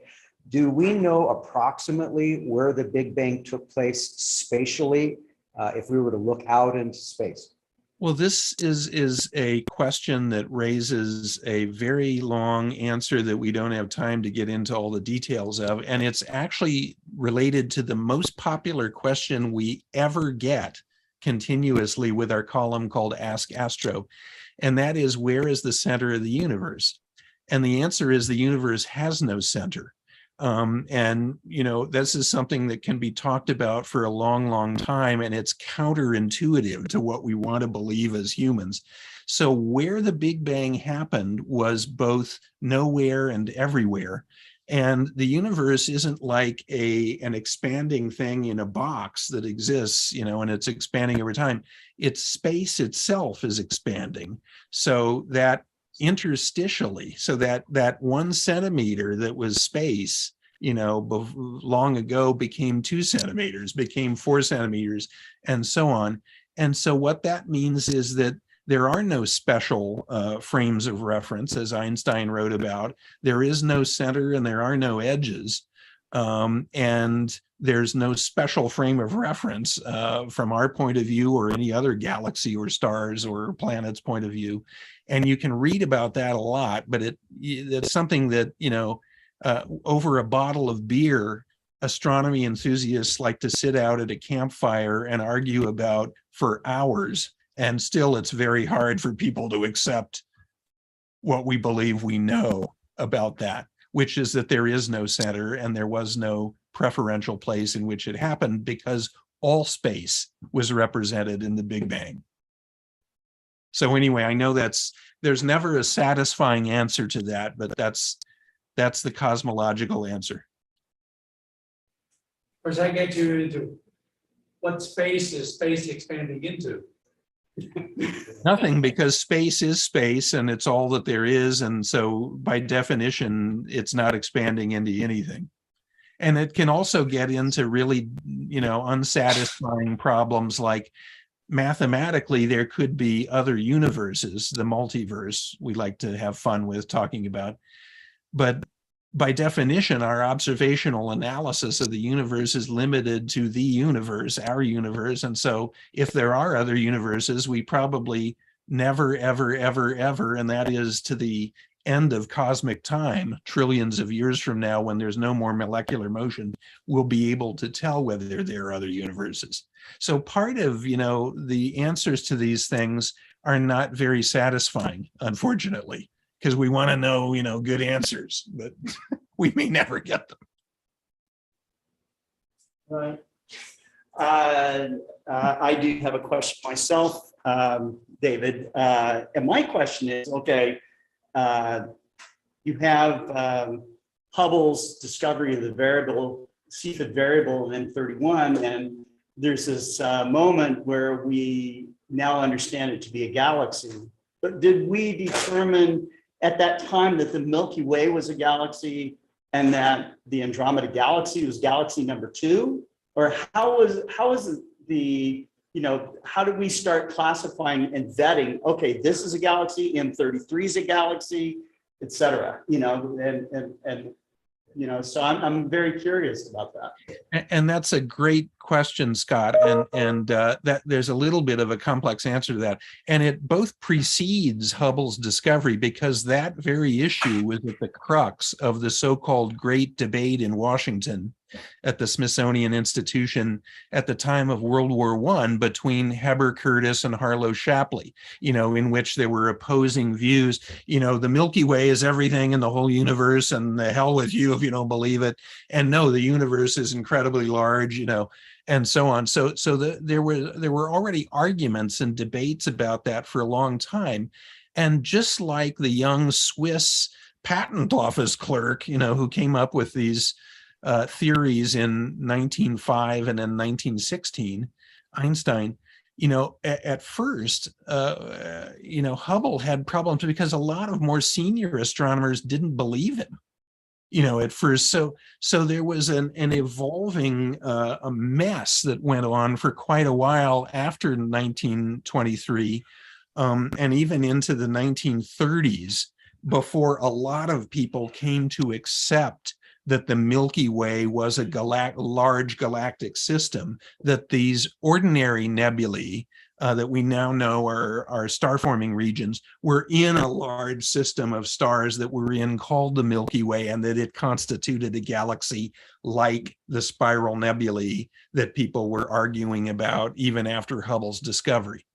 So by the 1930s, and certainly by about the time of World War II, the Second World War, that understanding had sort of coalesced, but it didn't all happen, on October 6, 1923, the day after Hubble made this discovery. It took a long while for this to be accepted really by the wider scientific community. Is that enough of an answer? I think that is enough of an answer, but I'm still very curious about the tipping point where the general community goes, yeah, Hubble's right. The Andromeda is now a galaxy. Okay. Is that galaxy number one? Or do we consider the Milky Well, Way to be galaxy? in essence, yes, the Andromeda Galaxy was the earliest recognized large system of stars that, by the evidence of the Cepheid variable in it, was accepted as a really distant large body of stars, gas, and dust. Yes. Okay. Certainly All right. by the I'm sorry, Scott. Would it, in galaxy number two would have been, what do you think? Well, there Was it a bunch? because the discovery of the Cepheid in M31 led to a sort of a cottage industry then of Hubble and of European astronomers going after these things and looking for and thinking about their recessional velocities. They're so-called radial velocities, which meant they were moving away very quickly, most of them from each other as well. That was also supporting evidence that these were large, distant systems. So there was a lot of imagery, and you know, it's kind of like what people have been working on in cosmology since 1998, and we haven't gotten anywhere yet with dark energy. You know, half of the field started to work on this stuff because even the naysayers, the conservatives, thought there was something to this, you know, so there was a storm of research that started up in the wake of Hubble, and the fact that Hubble was not a very nice guy, frankly, didn't help either, to be honest. He's a legend in astrophysics, but Hubble didn't really play well with others. You know, so a lot of people thought he was a brusque, not very nice guy, and that really didn't help the traction with this stuff for a while either. Well, any other questions? Yeah. How did it go? Was Pluto a planet or not? Is Pluto a planet or not? Absolutely not. Because Alan Stern will never speak to me again if I say anything else. Right. Well, it's wonderful. David, thank you so much for being part of the Arizona Dark Sky Star Party. Have a big hand. Thank you, Scott. Always happy to. And we have a lot of stories from Yerevan to catch up on, buddy. We do. Yes, we do. So, yeah, we will. He will return with Global Star Party, which is a live streaming global star party that we do normally weekly, but we've been doing a bunch of in-person events. So, but I'll make an announcement when the next global star party is. Thank you very much, David. Thanks, everyone. And thank you, Scott. Take care.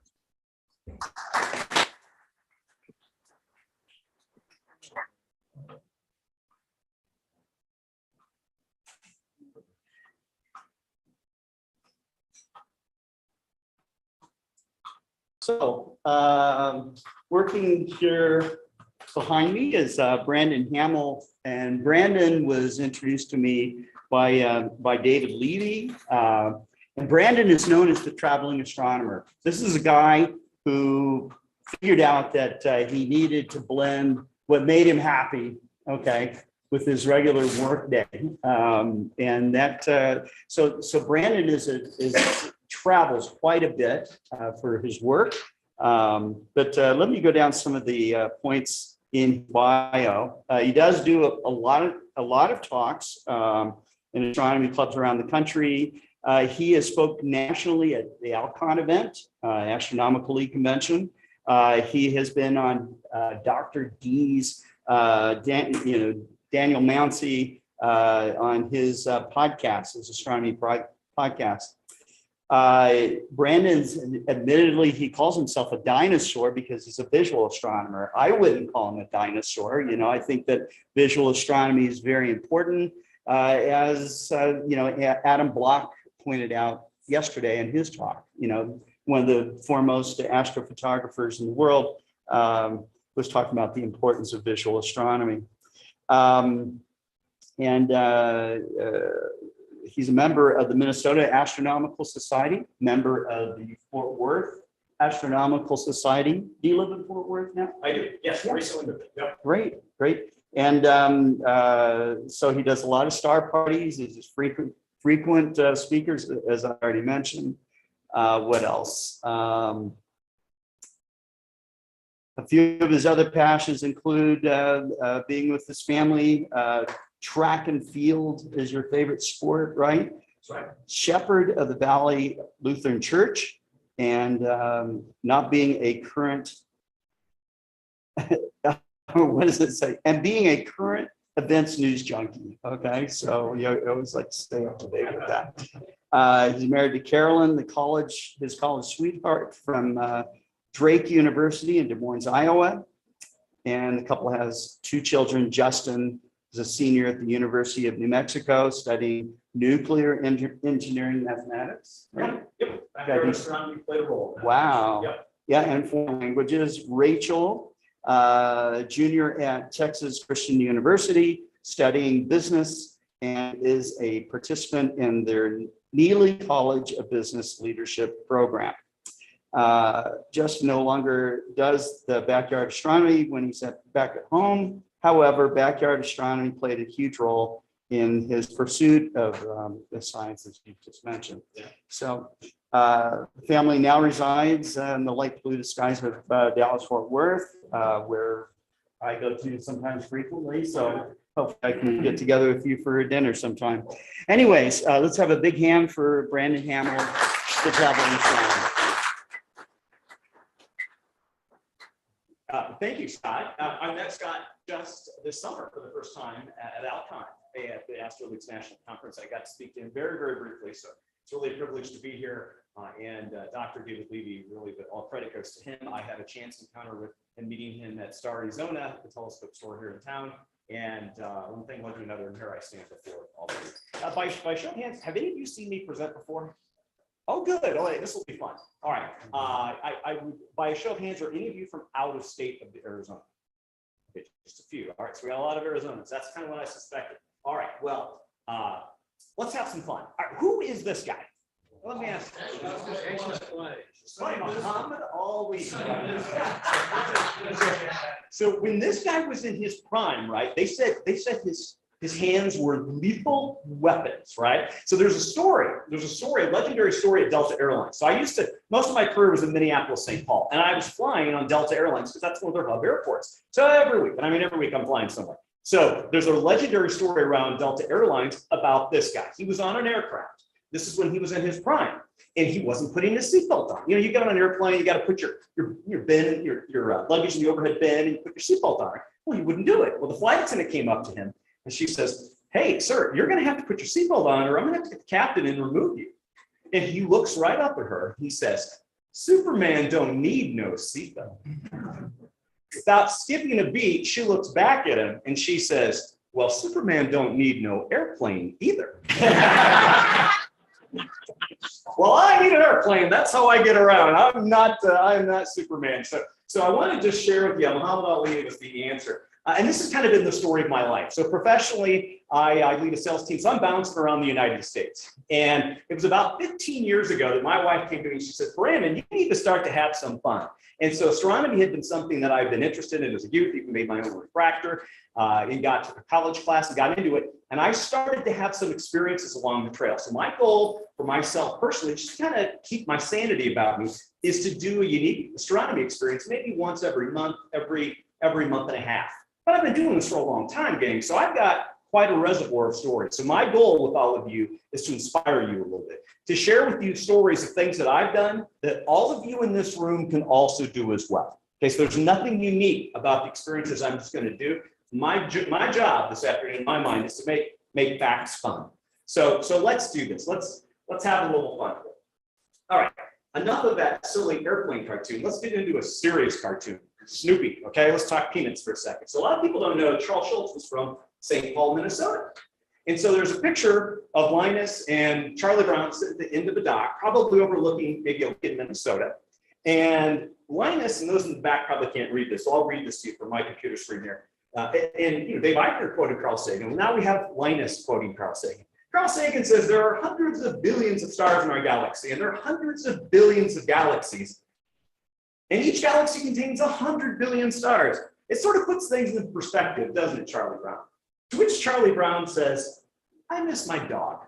I feel like Charlie Brown sometimes. Yeah, I really do, because sometimes I'll tell you, it's interesting. This hobby can be one that, well, there's hobbies that vegetate and there's those that educate. And this one definitely educates. There's no doubt about it, right? This is one that inspires us. One maybe kind of pushes our mental abilities, and it's fun to learn. And you know what's unique about me is I mentioned I'm traveling all the time, but I historically didn't travel. In fact, I wasn't on an airplane until I was 21. I was a junior in college, saved up enough money to go visit and fly. See a friend of mine in Los Angeles was going to college at Occidental, and I slept on his dorm room floor. But I've made up for it since then. And so what I want to tell you is I think that when we're into astronomy, sometimes we might be considered a little bit of an unusual breed. You know, if you talk to some of your friends at work or some of your neighbors, and, you know, they may not fully understand. I hate to tell you, I think that we are an unusual breed, and I'm going to prove it to all of you, okay? What do witches, werewolves, and astronomers all have in common? We know when the moon is full. I mean, that's the only thing I happen to have in common with witches and werewolves, but that is more proof. And I'll give you another example. I think sometimes we can be kind of unique in this hobby, and sometimes maybe our spouses don't understand it. So I'll give you, for instance, like I might have been out having a fantastic night on the observing field. You know, and I come in and I'm wearing that, my dark sky perils observing hoodie. You know, I really feel like I'm someone to be reckoned with right on the observing field. But what does my wife see when she sees that? Emperor Palpatine. You know, she has no idea what that hoodie is. You look like you belong in Star Wars, Brandon. So maybe she's right. I think she just might be right. All right. So the traveling astronomer talk. This is going to be fast paced. I'm going to ask all of you to kind of buckle your seatbelt, so to speak, because we're going to go at a pretty quick clip here. I have a lot of facts, as I mentioned. I'll try to make them fun. So sometimes the reason why I'm looking at notes is there's occasionally times I need to kind of help my mental recall on certain pieces of equipment or observatories we're going to look at. Anyway, here is the agenda. All right. We're going to talk about observatories, as I mentioned. We're going to talk about planetariums. We're going to talk about some experiences, people that I've dealt with and things that I've had, places where you may want to live. I'm going to talk about ideas for your clubs to consider. Got a lot of ideas around that. And then maybe share with you at the end some of my personal plans in astronomy, how you might be involved with all of it. So it's a big country out there, everyone. Oh, the places we will go. Let's see where we're up to now. Where are we up to? Let's find out. Ooh, new state. Find out. If it'll advance, the state of blue. The state of blue. Try it. What's going on? Let's see. There we go. Hey, the state showed up finally. What state is that? Oh, very good. So the audience participation portion of my meeting. We've got junior mints. I think the answer came from this man right back here. Chad, Brandon, nice to see you. Thank you. Oh, now you. For those watching online, I just passed out candy, so too bad you can't participate with us. All right, so we're going to talk a little bit about Texas. Now, there's a lot of things we can talk about in the state of Texas. Okay, as Scott just mentioned in my introduction, I recently moved to Texas, but prior to that, I did a lot of astronomy in Texas. In fact, I could do state-specific talks, probably about 6 different ones just on Texas, but we're not doing that. This is just a survey. This will be a fast-paced survey in my 45 minutes I have with you guys today. So here are the key points that we're going to talk about in Texas. Oh my gosh, so much we could cover. Houston, NASA, the George Observatory in Houston. Oh my goodness, a lot of people don't know about it. The McDonald Observatory out in West Texas, the Race Urban Astronomy Center, the Three Rivers Foundation Complex, the Texas Star Party, the El Dorado Star Party. We're going to hover and hit today just only on the 3RF, the Three Rivers Foundation. So, and there's some swords there as well. So, but we're just going to talk about the Three Rivers Foundation. Does anybody, show of hands, anybody know what the Three Rivers Foundation is? Okay, we got one person, a couple people heard of this. You all need to know about the Three Rivers Foundation if you're into this hobby, okay? This is an amazing facility. This was started by the Koch family. So the Koch family is in the Forbes 400, in fact, they're top 10 Forbes 400. They're industrialists from the town of Wichita. David Koch recently passed away, and he was one of the lead contributors to NOVA. So if you ever watch the science show NOVA, it's sponsored by the David Koch Foundation. Well, this is a different Koch, one of the other relatives, started this. They're from Quanah, Texas, a small town in Texas where the family started. and a lot of it's agriculture jobs. And they really wanted, what they hoped and desired was for people to do things beyond agriculture. Nothing wrong with agriculture, but they were really trying to encourage them to look at science and technology. And so Fred Koch, his vision was to start this campus. And there's a snapshot of it. I'm just going to show you some pictures on the screen. It's a large area. They've got a beautiful 15-inch refractor. What it's known for, though, it's the world's largest collection of obsession telescopes. Let me repeat that. The world's largest collection of obsession reflectors. And I've been there a few different times. It is unbelievable. This is a place you want to go to. And what I'll tell you about it is it's very dark sky. It's borderline Bortle 1, Bortle 2. And I remember one time I was there in the springtime several years ago, and the Zodiacal light was so bright that it was annoying. And it was just unbelievable, my experiences there. I just wanted to show you a few more pictures here. Some of the highlights to this are pretty interesting. They've got an amazing Fujinon chair there. So I'm going to show you this. Use my laser pointer, top left. What am I doing? This is a red laser pointer. Now, I mentioned, or Scott mentioned in my introduction, I'm strictly a visual person. So just to annoy all of you imagers, I'm going to use my green laser pointer instead. All right, here we go. All right, so there we go. That's the picture I wanted you to look at. That is called their Fujinon motorized bino chair. Okay, it is a 25 by 150 bino chair that's controlled by a joystick in your right hand. It's really cool. All right, and you see some of the other pictures. If you're into imaging, they have a lot of imaging equipment. And it's in a town called Crowell, Texas. And I have another image just to kind of give you an idea as to where this thing is located. Is this open to the public? Question, is it open to the public? Well, guess what the answer is? Sort of. Yes, if you're willing to go up there and volunteer, you can go there. So let me tell you a couple things. Okay, this is a picture of where it is. It's about 3 hours, 45 minutes to the northwest of Dallas. In other words, it's in the middle of nowhere, okay? But that's how you get to Bortle 1, Bortle 2 sky. So Dallas is that big light blob there. So it's northwest. It's northwest of Dallas. And this is a picture of what the campus is going to look like when it's complete. It's about half done. It's just shy of, I think, $10 million has been spent on the facility so far. More to come. They have meeting space. They have dormitory space. They have bunkhouses. If you agree to volunteer, they will let you stay there for free. Okay, Jerry Gardner is the current staff astronomer. They're a very talented young guy. Knows a lot about astronomy and an unbelievable imager. And so he's on site. He happens to be a member of the Fort Worth Club, which I'm a member of as well. The other thing I want to tell you is the founder, Fred Koch, he also runs the Aussie Sky Dark Sky Fest. You maybe see that advertised in Sky Telescope. They have a bunch of obsessions down there. So if you go to that Australian star party, you don't have to bring your own equipment. They have the scopes waiting for you. This is a cool place. Anyway, the 3RF Foundation, one that I want you to be aware of. So you can get in if you're willing to volunteer to help out with public star parties.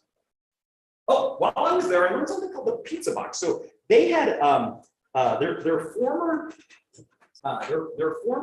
staff astronomer taught me this thing called the pizza box technique. Has anyone ever known this? I, in Minnesota, struggled very, very hard to try to ever find Sirius B. I did it one time while I lived up there.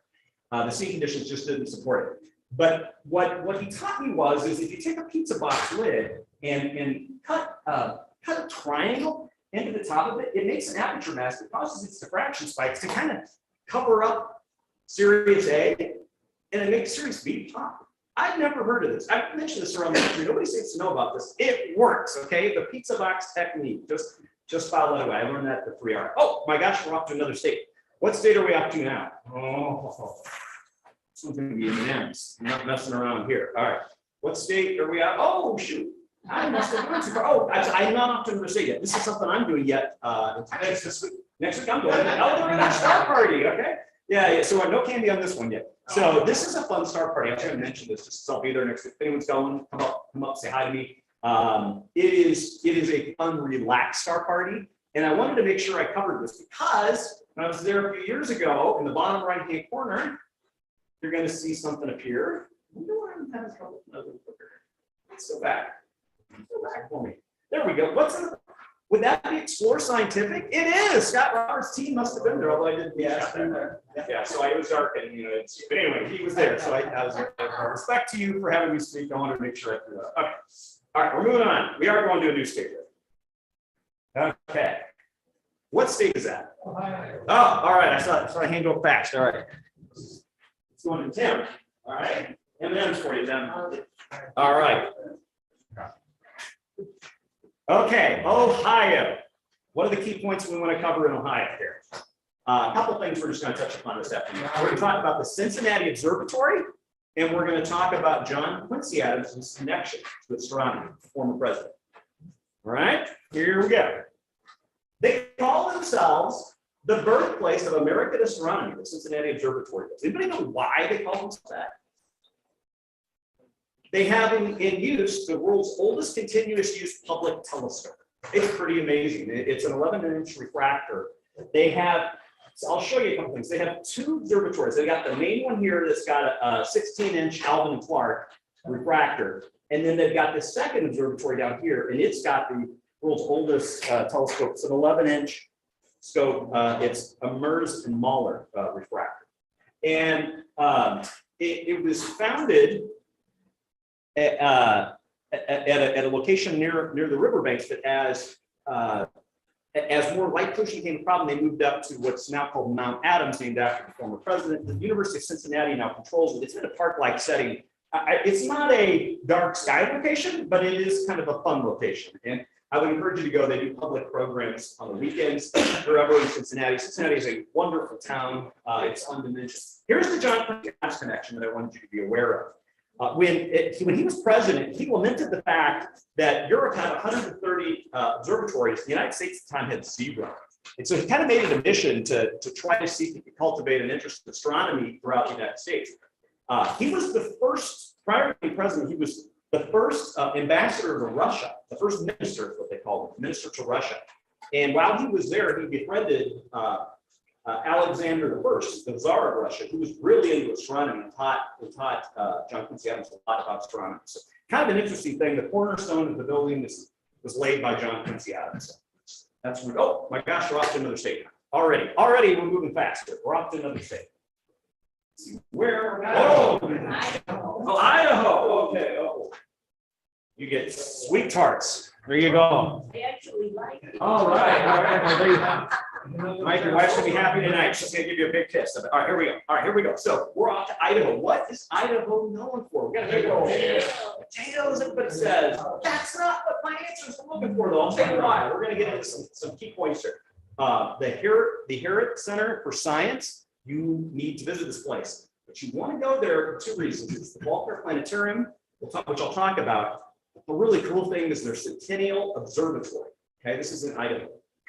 So let's talk about these things. We'll jump in. Oh, it's located in Twin Falls, Idaho. Now, this will be for some candy, and this will be Skittles. Okay, we're jumping up to Skittles here. Here's my question: what is Twin Falls, Idaho famous for? Twin Falls. Yeah. No waterfalls. I'm gonna give you a hint. Okay, why is Twin Falls, Idaho famous? Has something to do with this. Evil Knievel jumping. Oh my gosh. You knew the answer? I've given this talk. No one ever knows the answer to that. Is the Snake Canyon. This is called base jumping. I didn't know what base jumping was. I saw this happen while I was there. You're just perfectly normal people come and they have this backpack on. They just jump off the bridge and they have a backpack on. Here you go. You ready? You catch it. All right. What he said, the answer is Evel Knievel. So Evel Knievel, in 1974, tried to jump over the Snake Canyon, and ABC Sports said, "We are not going to videotape your death."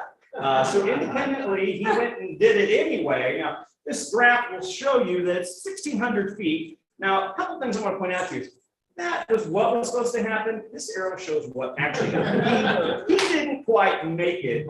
He did live to tell about it. They have the statue, and it's right there by. So anyway, back to astronomy. That's why it's Twin Falls, Idaho famous. So this is it. This is a really fun observatory for you to go to. The planetarium is really nice. It's the largest in the state of Idaho, and it has the Digistar 5 or Digistar 6 planetary projection system. It's really nice. But the thing that really jazzed me up is attached to it's the College of South Idaho's astronomy department and their Centennial Observatory. Okay, that little astronomy department has it going on. You know, we heard Fred Espenak earlier talk about the eclipse of 2017. I was on Casper Mountain with Fred, well, not with me and 10,000 other people. I did get to meet him, which was my highlight. I didn't observe with it, but anyway, I was near him. But this University of South Idaho was on the path to totality, and their astronomy department talked the administration into moving back the start date to allow all the kids to be able to participate and witness the total eclipse. How cool is that, right? You don't hear that very often.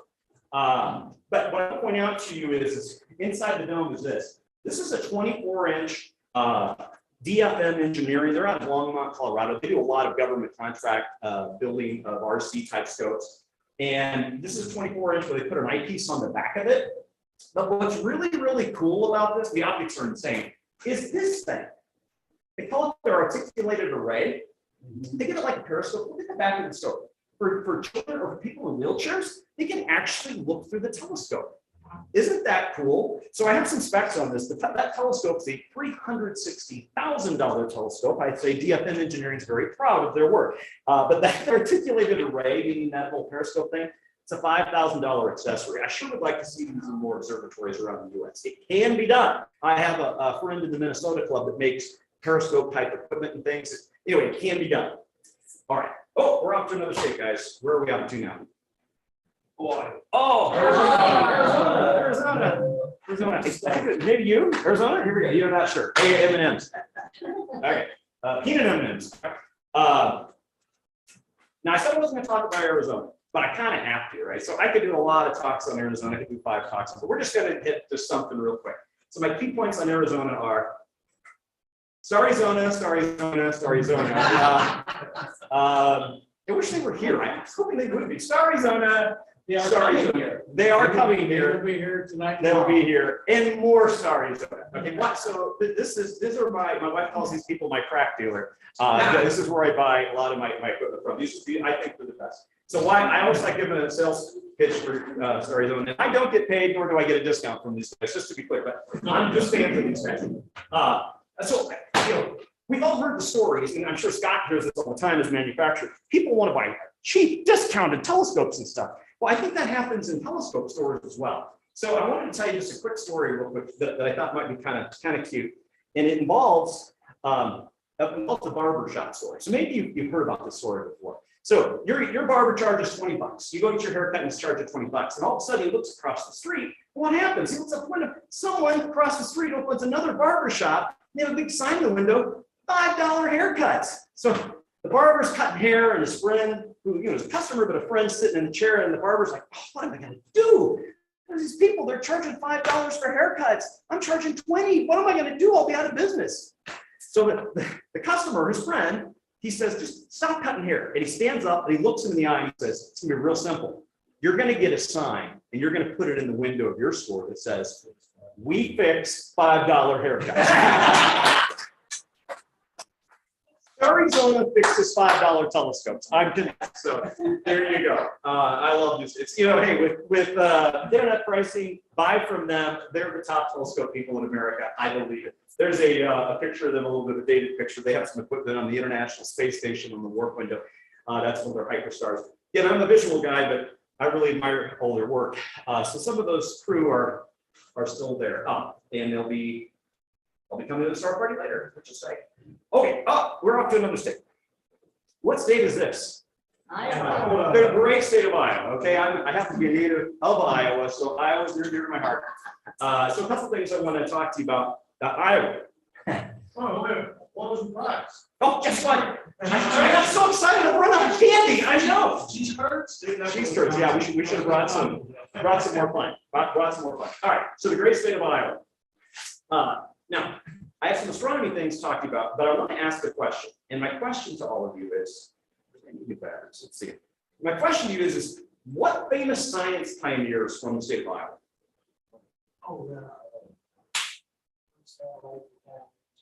Well, James Van Allen is what you're thinking of, but no, I had more like this guy in mind.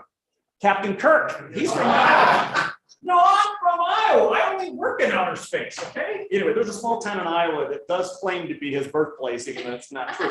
And they have a celebration, apparently, you know, the Eicher there. Anyway, I'm moving silly. Okay, we're moving on. Key points for Iowa, the Science Center of Iowa, an amazing science facility.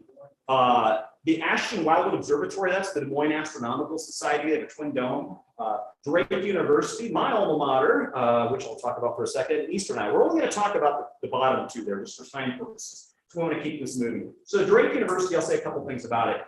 When I was in college, I had the privilege of taking a science elective. I'm a business major. In fact, so my graduate degree is not in astrophysics, it's in finance, all right? So you can turn to the person sitting next to you and say, I think I want my money back, because maybe you have the wrong person in front of you today, but we'll have some fun anyway. So when I was there, I wanted to point this out. This is now in one of the public municipal golf courses. And Drake's important to me because I remember my college sweetheart, it was kind of fun.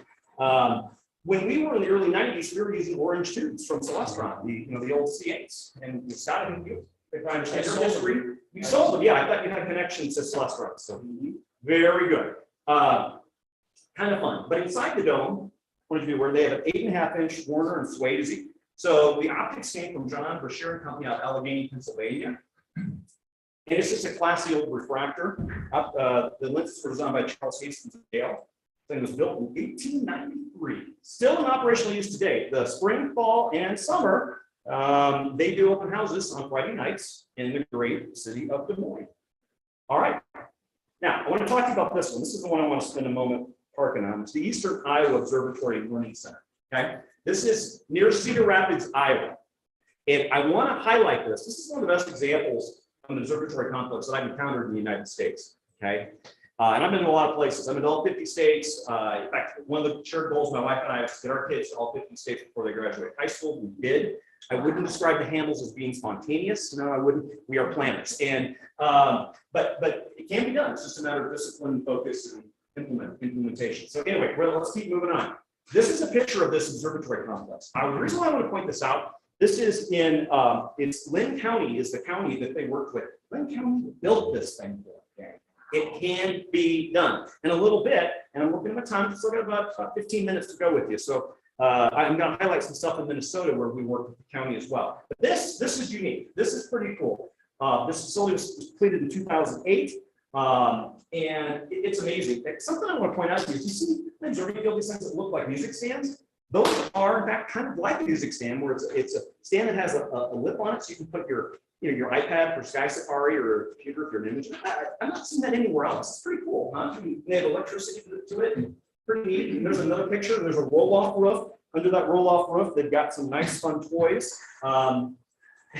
They have a 16-inch, and I got to observe the right out, a 16-inch Celestron SCT. Now back in today they only make them up to 14. That's an old telescope, right? I believe that one they made them up to 20, maybe 22. They made 1 or 2. Okay.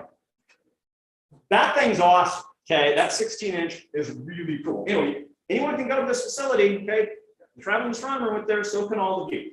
And they have this beautiful 24-inch bowlers and chivins. This classic old classic grain here.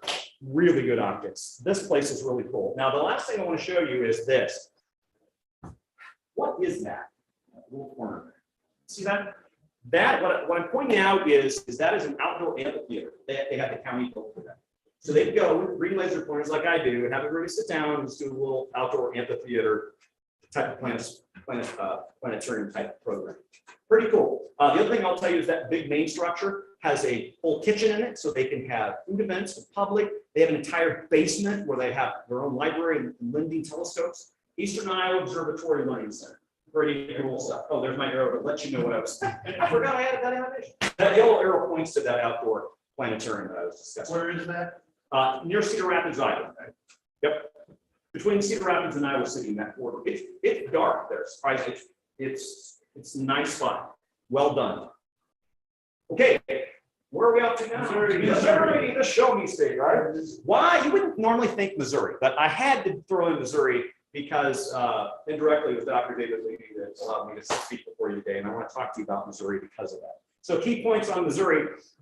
It's the headquarters of the Astro League, and Scott Roberts mentioned before I spoke that this is being live streamed on the Astro League's website. So Maybe some of the Astronomy people in Kansas City are there. So hi to some of you. I know a few of you. The University of Casey, the Kangaroos is what they're known as.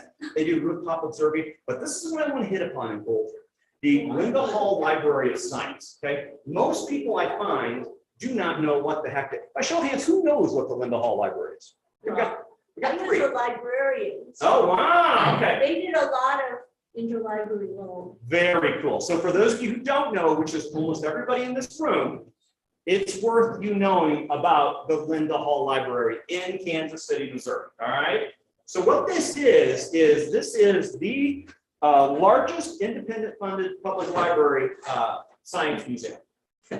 Independently funded with a trust. Unbelievable. Okay. The Hall family in Kansas City funded this. They have 40 full-time librarians at this place. All of it's dedicated to science. And what distinguishes itself, they've got 10,000 volumes of first editions, 10,000 volumes of first editions of science, including Tycho Brahe's 1632 work. Okay? And you can look at it, you can touch this. Okay? When did Gutenberg invent printing press? 1440. Okay? This is really, really cutting edge stuff. All right. So look at this picture. Think of the largest college library you've ever been in and add this on steroids. That's how big this is. This is very near the University of Missouri, Kansas City, the Kangaroos campus. Think upon catacomb, basement upon basement. Whoops, I'm gonna go back there for a second. Oops, I'm going crazy with my clicker. So that's me, and that's Carol Orr. She's the current president of the Astronomical League. When the traveling astronomer came to town, he was able to get me in there and show me around, which is fantastic. But all of you can go too. If you tell them you remember the Astro League, they'll roll out the red carpet. Again, all of these experiences I've had, you can have as well. Are they digitizing any of that? I don't know. I would imagine so, but I don't know. Kansas City, gang, it's not just known for barbecue, it's known for astronomy documents. Okay, this is that Tycho Brahe book. Now I want to point something out here too. So I got to touch this. They don't just let you loose with the books. You have to go through training. You have to wash your hands. You have to put masks on. Those ropes, those are lead ropes. So you can't just flip the pages. You have to gently open them, lay lead ropes to keep the integrity of the spine. There's a whole protocol you go through. Unbelievable. If you're into astronomy, you have got to go to this place. All right. The famous comet hunter whose start party we're attending, David Levy. All of his manuscripts, all of his things are right there. I got to actually touch and read his notes from the observations he's made. He's donated his entire collection to this to be kept as a memorialization of his work. Pretty cool. Okay. All right, Florida. All right, the next state. I told you what it was. All right, okay. So I want to talk about Florida for a second because Florida indirectly played a role in, I think, a number of you in your interest in astronomy, and I'm going to tell you why in a second. Okay, a couple things about Florida. They have an amazing planetarium in South Florida, Beach Planetarium, the Miami Space Transit Planetarium. That's where Jack Horkheimer, the stargazer, formerly the Star Hustler. Okay, and now they have the new Miami Museum Science, $275 million project that opened a few years ago. Unbelievable. Okay, but what we're going to talk about, and that's it, the picture of the current planetarium, but we're not going to talk about that. Instead, I want you to hear music first.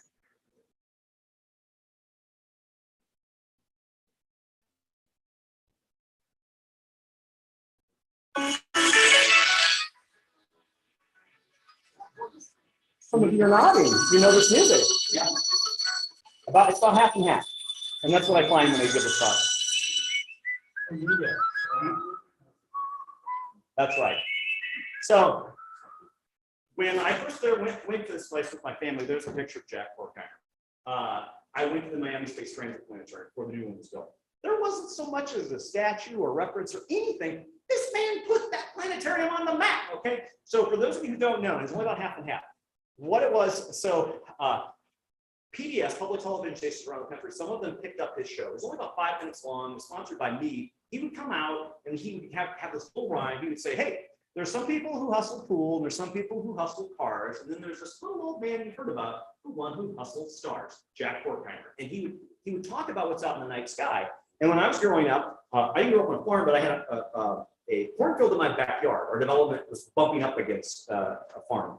And it was dark. And so I could go out and say, I remember him saying this and this. That's kind of what got me started. And I found other people, but I find only about half the PBS stations around the United States picked it up. So a lot of people have no idea who he is, but half of you do. So I always like to give credit to that man because he kind of got me into stargazing. And this kind of ran full circle. So when he died, the Horkheimer, he created this foundation, the Horkheimer Award. My daughter, that's a picture of her. She's a junior in college now. This is when she was in junior high.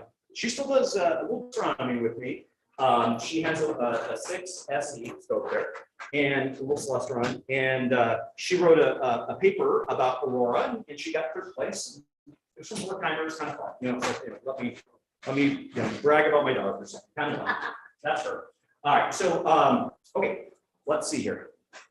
You know what I'm gonna do? I'm gonna do a time check here. I think, yeah, I know that's West Virginia, guys. I think for the benefit of time, I want to keep this moving. I'm gonna skip a few states. I'm gonna do a time check. I'm doing a time check. I know you guys like to see this, but everybody, we're skipping Colorado. I hate to skip Colorado. We're skipping things, but we're gonna go here. We're gonna go here. Okay. All right. Yeah. So Minnesota was home base for me, right? So we're going to Minnesota here. Astronomy is alive and well in Minnesota. We're just going to do Minnesota, and then I'm going to do a couple things to close this down. So, again, there's a lot more states, and I had 2 I was going to get to, but we're just not going to do it for time. But I want to talk about Minnesota because Minnesota's got a lot going on, and I would love for you to be involved in some of the points. Minnesota Astronomical Society. It's one of the largest in the entire United States. Phenomenal leaders, phenomenal vision over the years. I'm really proud to be a member of that club and still am. I was just up there last month. They have 5 observatories around the state, 5 if you count an observing field. You can go to any of these and arrange for that. The club hosted Alcon in 2018, which several people from Arizona did attend. We had a very big turnout for that, actually. Every year they do 2 events one called Camping with the Stars and another called the Northern Night Star Fest. It's the Northern Night Star Fest that I went to last month, which I'll tell you about in just a second. But first, it's movie time. All right. We're going to do a movie, guys. Stick with it.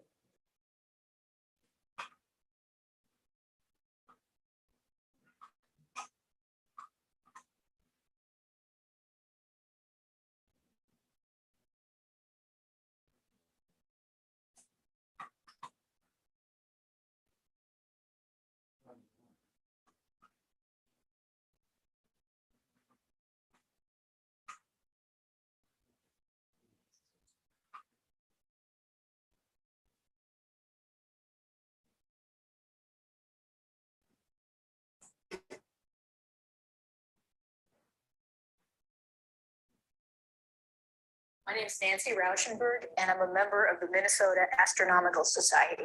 My name is Dave Faulkner. I'm president of the Minnesota Astronomical Society, and this is the Eagle Lake Observatory.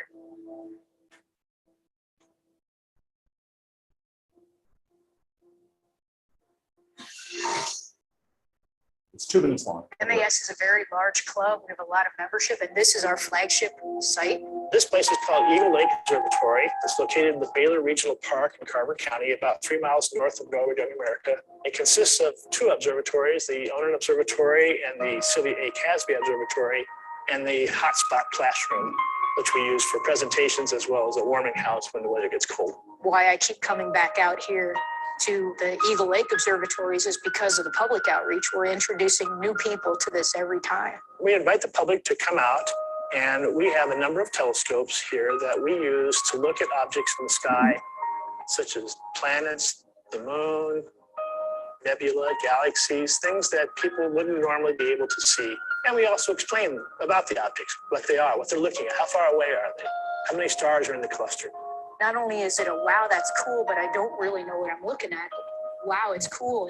And now I know what I'm looking at because someone was coaching me. So one of the rigs that we have in the Onan Observatory is what we call our imaging rig. So the telescopes on that rig actually have cameras attached to them. And we're able to take live images from those cameras, display them on monitors in the Onan Observatory, and then we also have a video feed over to the classroom so that you can actually look at live video in the classroom of what that telescope is looking at. And it's really quite spectacular.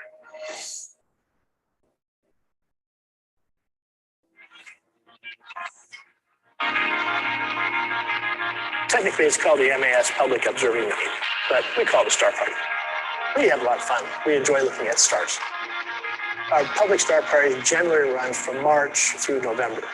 The public nights are rain or shine, and we always plan something back up in case we can't look through the telescopes. What is the average size of the galaxy?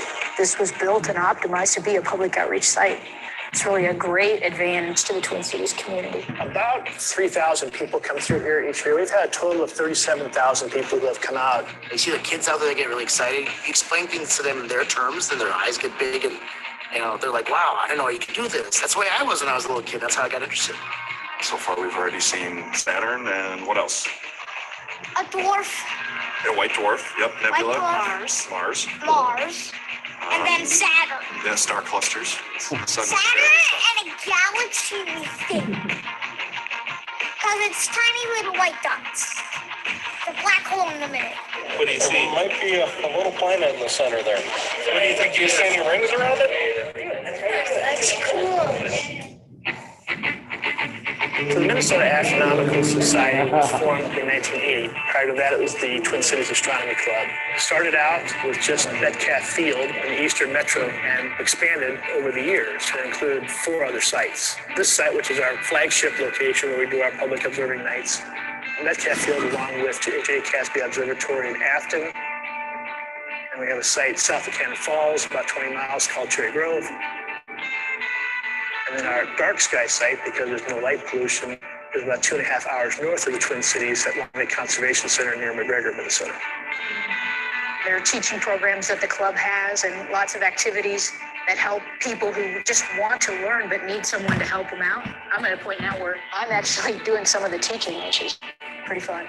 I believe we have one of the premier amateur astronomy clubs in the nation, particularly for having the number of sites that we have for our members and having the equipment that we have. For me, it's the adventure of going out and finding an object in the sky, of learning about the object, following the space missions that we have to the planets and beyond. The first time I tried to run a telescope for myself, and I had no idea how to point it and how to focus it. Someone told me that bright spot was Saturn, and I managed to get the telescope on Saturn and focused it, and I looked through and went, wow. We hope that we're making an impact, that we're actually inspiring young people to look at science and technology as a way for them for the future.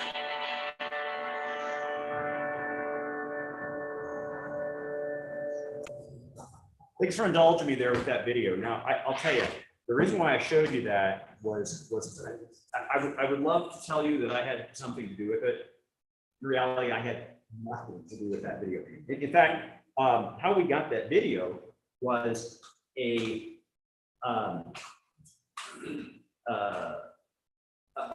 scout who's working on his Eagle Scout thing put that together for us. Let me repeat this. This video cost the club nothing. I think it's unbelievable, right? So be creative is what I want to tell you. Be creative about how to leverage resources to help your club to encourage outreach. So real quick, I'm going to run through this. My time is up in 3 minutes, but we're going to go quick. So real quick, I wanted to point something out. This is the main flagship facility. It's got basically a giant Quonset roll-off roof. That's an 8-inch TMB refractor. That's a Takahashi Muon 300 millimeter, which I think is probably the crown jewel of the club. It's spectacular when it's collimated correctly. The annual camping with stars is on the field right there, but there's 20-inch reflector just waiting for anybody to use. All of you can come. Come talk to me. I would arrange it. I live about 15 minutes from this observatory. This is on the east side of town. I live in a suburb east of St. Paul. Casby Observatory, 16-foot ash dome. That's a 10-inch TMB Apple refractor. It is a planet killer. It is unbelievable. Oops, no, I'm going too fast. Go back. So I was on the committee for Cherry Grove, very involved with this. I spent a lot of time on this 16-inch SDTs. You know, sometimes SDTs are mass produced. You get lucky. This optics in this are insane. They had a 24-inch Starmaster telescope with optics from the late John Hall as a galaxy mirror with its field ratio off the charts. But any of you would be welcome to come, and I could arrange for you to visit and use these wonderful equipment. And then every August and September, they have their Northern Night Star Fest. And this is where I was last month. And I think you can see that they have a 30-inch and 25-inch reflector just waiting for anybody to use. And I use them because I didn't fly with any equipment when I went back up. But they have bunkhouses that you can stay in, so you don't have to worry about places to go. There is a lake that's gorgeous that you can spend time with. And they have dining halls, so you can get meals. It's pretty cool. And it's dark sky. It's a lot of fun. What I'm going to do here is I'm going to close. I just have a couple slides to go. And I'm going to add kind of my 2 cents worth that what I've seen is my experiences around the country that maybe you might find useful for your situation. So I did for your clubs to consider. First off, for your locations, try to pursue international dark sky preserve status. It's really cool. When I was sitting in my chair in the audience, I looked over on the wall, and this park that we're in, there's this big IDA sign, really where Scott Roberts is standing immediately to his, right next to him there. And it says this is a dark sky, the 20th dark sky spot in the country, which is pretty cool. And I also think be creative with your outreaching. So Houston has 4 clubs, but one of them, the big one, is the Houston Astronomical Society. They do outreach at apartment complexes in the courtyards of large apartment complexes. I think that's pretty clever. So it's a way to, you go to where the people are, right? Another big thing I have is don't hold meetings on Friday nights. That's when members want to go out and observe. Pick a different night on the weeknights. And those that don't pick Friday nights have better attendance. So that's kind of one of my bugaboo. Anyway, obtain funding from community foundations. Let's talk about this. A lot of people don't understand there is money to be made. Now, there are some states we didn't get to. I really kind of wish I had time to talk about Kansas, because Kansas has some really neat observatories. But let me just say this. A lot of people don't understand that there's money to be had if you're into STEM. If you're trying to showcase your club to help people follow an interest and gain interest in STEM related things, science, technology, engineering, math, there's money to be had. There's a lot of foundations out there that write money. Don't be bashful about trying to get money, okay? So here's an example that I give. Now, a lot of people don't understand how this works. So to keep their 501(c)(3) tax exempt status, these foundations have to give away 5% of their corpus every year, or they lose their tax exempt status, okay? So think about this. The city of Tulsa. The city of Tulsa has not 1, not 2, not 3, 4 separate community foundations, each with $1 billion corpus, okay? What is 5% of $4 billion? That's 200 million, okay? So 200 million is going in to support, the social safety net of that community, right? Other communities have this out there, okay? Don't be bashful. I can teach you how to do this. I just don't have time. I keep trying to get people in my club to say, hit me up on this, gang. I just need to be retired to go after this money, but it's out there. Incorporate spectroscopy. That's another thing I would encourage you to do. I'll ask you to come and talk to me later about it.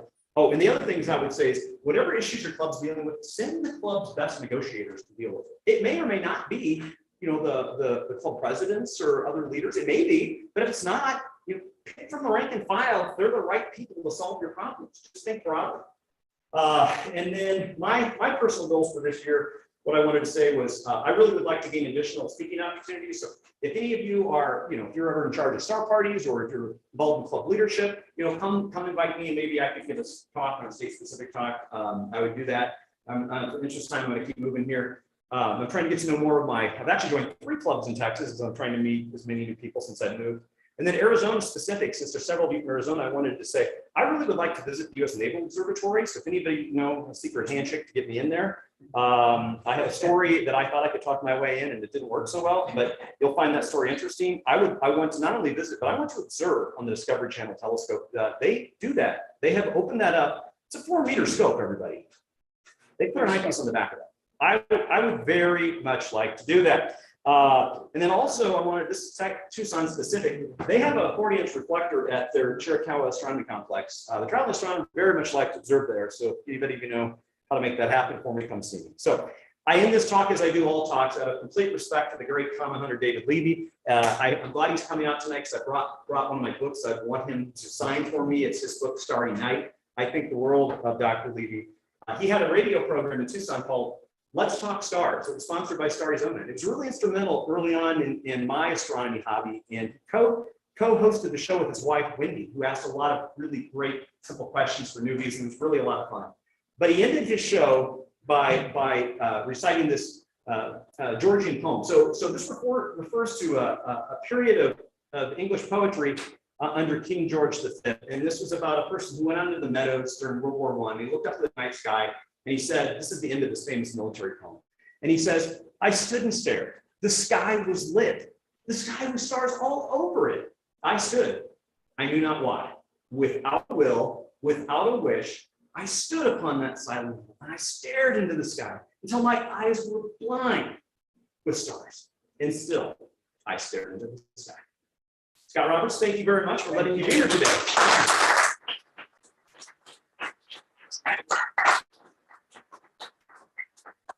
So if anyone has questions for Brandon,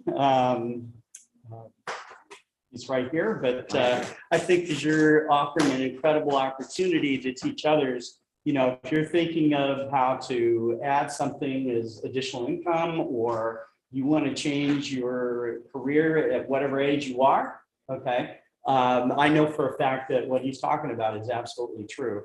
I have, years ago, I worked with a lady who was a retired newscaster, and we taught her how to use her Dobsonian. She knew a lot about the constellations, did not know anything about how to use her telescope. So she joined my club, and step by step, she got pretty good at it. And she took her little 10-inch Dobsonian and turned that in for a 20-inch Dobsonian, and really got into it very deeply. Her name was Cheryl Johnson.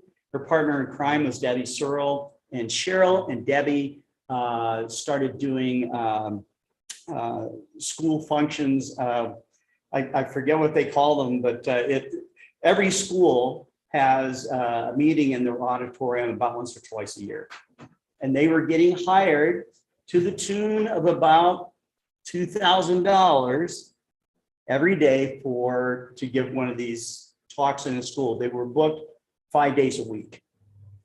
Okay, so there's some serious money to be made, as he just mentioned. Well, wait, hold on, I'm gonna stop it. All right, so when I do these talks, I do it for fun. I never, if I don't want to run a room, I mean, honest to goodness, then it becomes work. So for me, this is fun. Let me tell you what this is, gang. So my wife was really into scrapbook, and she still is, okay?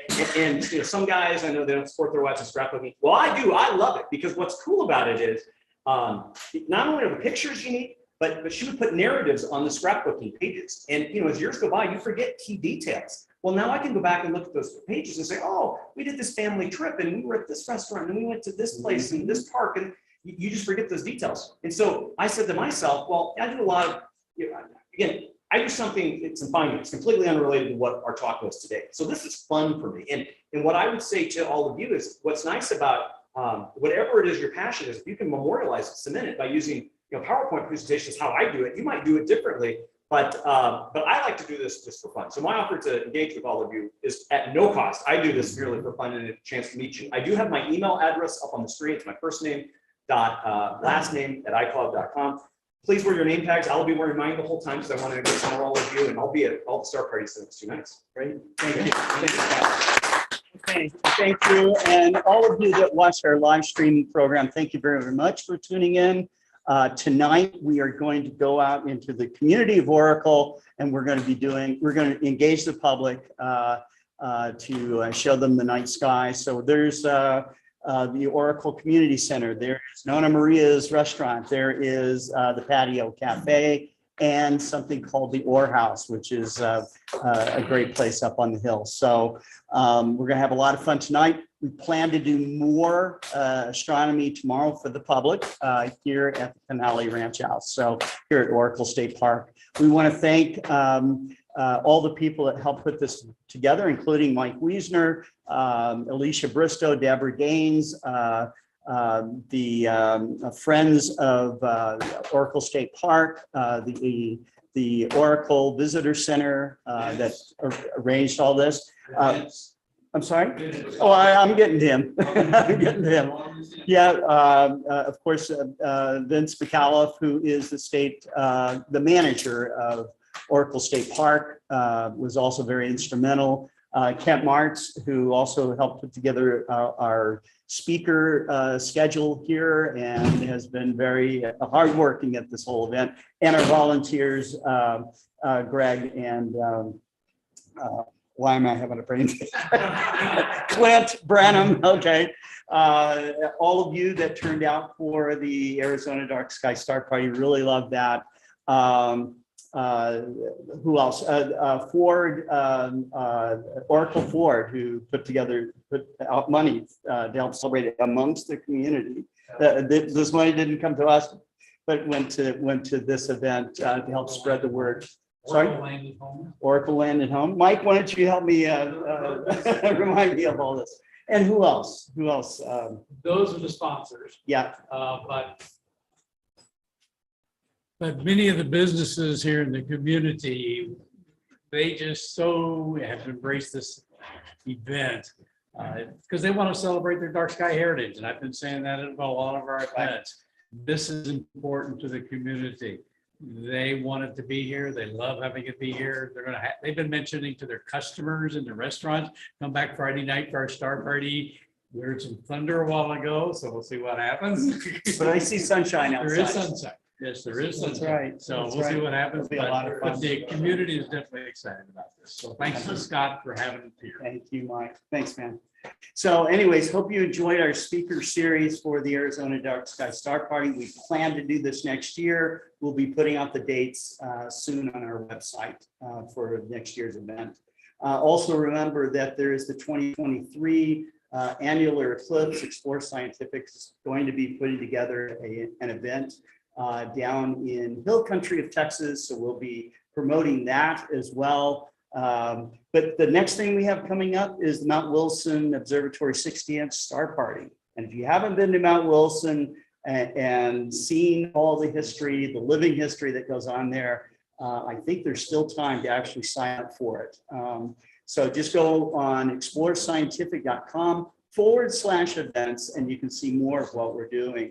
You can also join the Explore Alliance, which is a free organization, and get involved in our programs because we want to go beyond, selling equipment to really getting you involved in this community. So thanks very much. Thanks to all of you. And we got more observing to do and made hopefully some serious astronomy this weekend. So thank you.